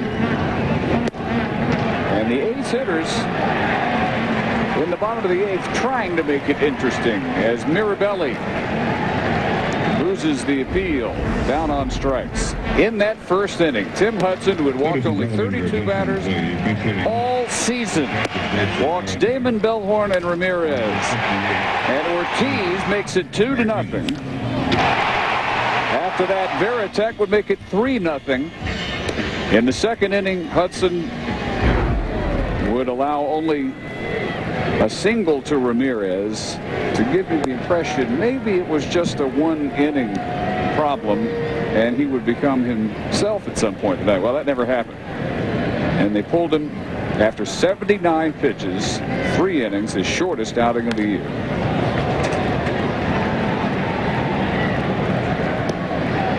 Sandy Martinez, the late addition on the Red Sox bench. A September opportunity here, hitting for Veritek.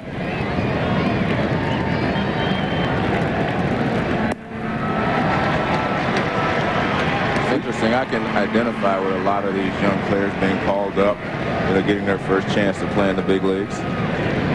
It's pretty special. You know, you played in the minor leagues all year and you get called up and you get a chance to see what big league life is all about.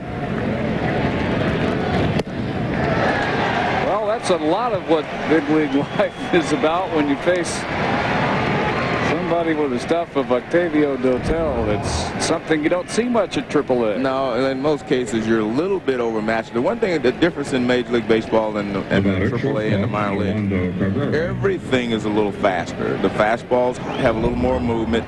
Curveballs are a little sharper. Change-ups have better arm speed. Everything is a little better up here than it was in the minor leagues, and you just have to make that adjustment. Too bad for Oakland. Dotel didn't have a save to work on tonight. Just getting in some work, period. But he has been untouchable. As Cabrera polishes off another big night, contributing to another Boston win. A single, a double, a walk, and they scored a run. Running out of room. Right in front of that Boston bullpen, Eric Burns. They scattered, gave him as much room as he could carve out for himself, but it's 0-2. I remember last year, early at the beginning of the season, I was here in Oakland, and Eric Burns came up to me and he said, before the game, and he said, I want you to tell all the teams out there that there's a guy in Oakland, if somebody gives him a chance, he can play. And, later that, a month later or something, Oakland gave him a chance, and he's been playing very well ever since. He called his own shot. Yes, he did. 1-2-3 work by Dotel in the ninth in an 8-2 game at Oakland. Bottom of the ninth. Boston trying to polish off a 3-game sweep of the AL West leading A's. And they've all been pretty identical. Sandy Martinez stays in to catch. Monday night 8-3, last night 7-1, tonight 8-2. Adams stays in. Kevin Youkilis with a nice play down to third, robbing Adam Melhuse, who finishes the night 0 for 4. Well, the nice thing about being an Oakland fan is you can suffer through a series like this. And life never really gets all that bad, because after the off day tomorrow, you throw Mark Mulder on Friday against Cleveland, and then we got Sunday Night Baseball here. After Rich Harden goes Saturday, and Barry Zito against 12-7 Jake Westbrook. That matchup. That's a good one, son. Westbrook pitched great last Sunday. Lost to the Angels, but he pitched great. Lackey just pitched a little better than he did last week, but they both pitched very well.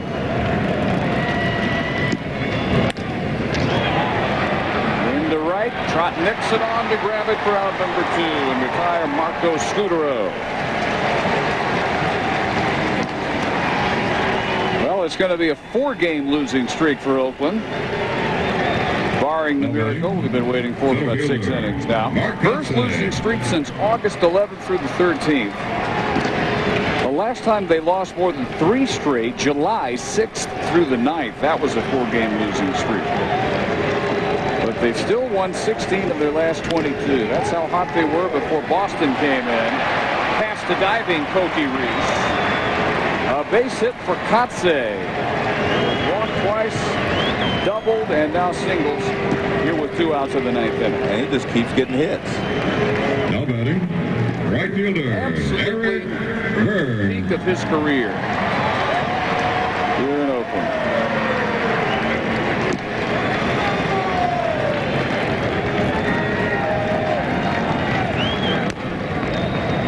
Eric Burns trying to keep this going as the A's trail with 2 outs of the 9th. 8-2. Those of you just joining us, Dave Barnett, Joe Morgan at Network Associates Coliseum in Oakland. 39,575 could not believe their eyes as Tim Hudson walked 4 batters in the first inning. Fell behind 3-0, gave up 4 more runs in the third, and left after his shortest outing of the season, just 3 innings. He is not only no longer the AL ERA leader, it jumped .35 on him tonight. Went from 295 to 330, and he's way behind the Twins' Johan Santana now. He pitched 7 innings of shutout ball against the Orioles and improved his earned run average to 285. Boston in the process of sweeping the A's in Oakland. 1 out away. That's a foul ball. 2-2 to Burns. And I guess one of the things lost in this, because Hudson gave up the run so quickly, is that Pedro Martinez now has 16 consecutive innings of shutout baseball. He pitched 6 more innings tonight and only gave up 2 base hits. And he's stuck to his word ever since the spring, refusing to discuss the fact that he's a free agent at the beginning of the year. What a topic of off-season discussion that'll be in Boston. Could they possibly afford losing Pedro Martinez? A base hit up the middle. Burns keeps it going. The way Pedro Martinez is pitching right now, whether he stays in Boston or goes anywhere else, he's going to remain a very, very wealthy young man. Yeah, I would think so. But right now, the issue is trying to run down the Yankees, who were rained out at home against Tampa Bay tonight. And the Yankees will have to play 2 doubleheaders, I guess. Whether they play them back-to-back or not, I don't know. But they got to make up 2 games now. They were just making up 1 before. I'll tell you what, they've got some karma to deal with, too, after trying to pull that forfeit business because Tampa Bay was it too late for the arrived late because of a hurricane. A new low for George Steinbrenner. Is it too late for the forfeit, though? I think the Major League office acted as fast as humanly possible in denying the forfeit. Up the middle, flag down by Carrera. Can't get the play at second base, and the bases are loaded. That's going to be a base hit for Herman, and Bobby Kelty will bat as the A's still hope for a miracle.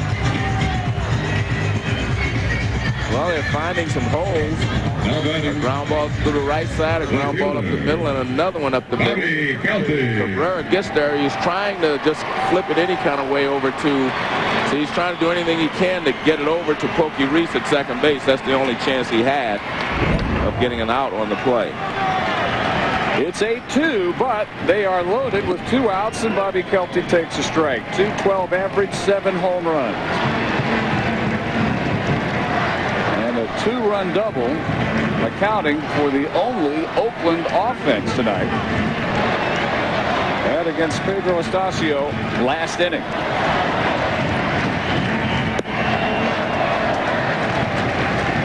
A ball and a strike to Kelty. Anaheim a 1-0 loser at home to Toronto. Might add on a ball that was lost in the sun, and it scored the only run of the ball game early in the ball game. 1-2. So if the A's go ahead and lose, they fall to 81-58, but the margin of the West remains 1.5 over the Angels. Texas also lost at home, 5-2 to the White Sox, and they remain 5.5 out.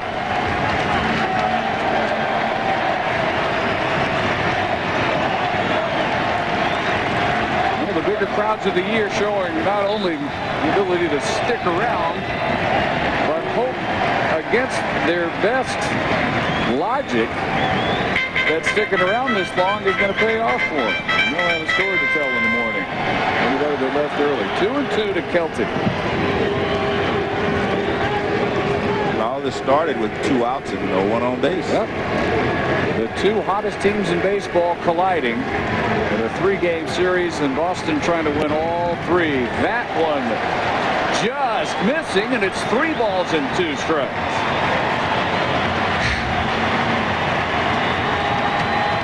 That's how dominant Terry Francona's Red Sox have been in this series. Brushed aside Tim Hudson tonight like he was up from Double-A. And a foul tip keeps Kelty alive. So the picture of the American League East, with the rain out in New York, a Boston win draws them within 2. They've already made up 8 games in the span of just about 3 weeks. And about 3 more weeks still to go. The 3-2 pitch just misses. And Kotsay will come home. He started this with the 2-out single. Burns and Herman's singles loaded the bases, and Kelty with the bases loaded walk makes it 8-3. It also brings Francona back out to the mound.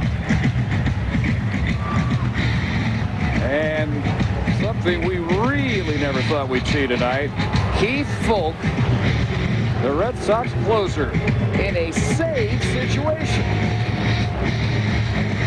To stay 4.5 up in the NL West. Steve Finley is clutch and clutches everything. The former Diamondback wins the game in the bottom of the 9th. 6-5 as Juris scores. Gagne pitched the top of the 9th, so he gets his 6th win of the season. Dodgers win 6-5. Their lead still 4.5. Well, and the game was 8-0 in the 8th inning. It's now 8-3 with a run in, bases loaded. And Keith Folk is out in search of his 28th save. And your point from several innings ago comes true. Even if Oakland doesn't win this thing, just the fact that they were down 7-0 after 3 still didn't mean an easy night for the Red Sox. Folk last year with the A's, 43 saves to lead the American League. 0 for 4 DH Billy McMillan.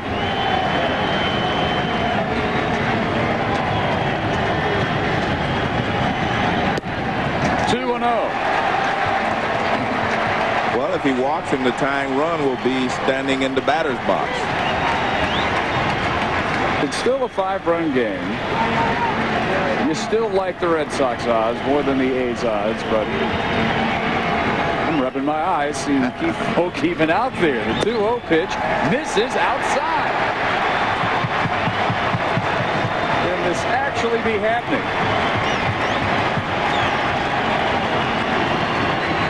Well, you know, in a way, this could be good for the Red Sox, even if, if they're able to hold on and win.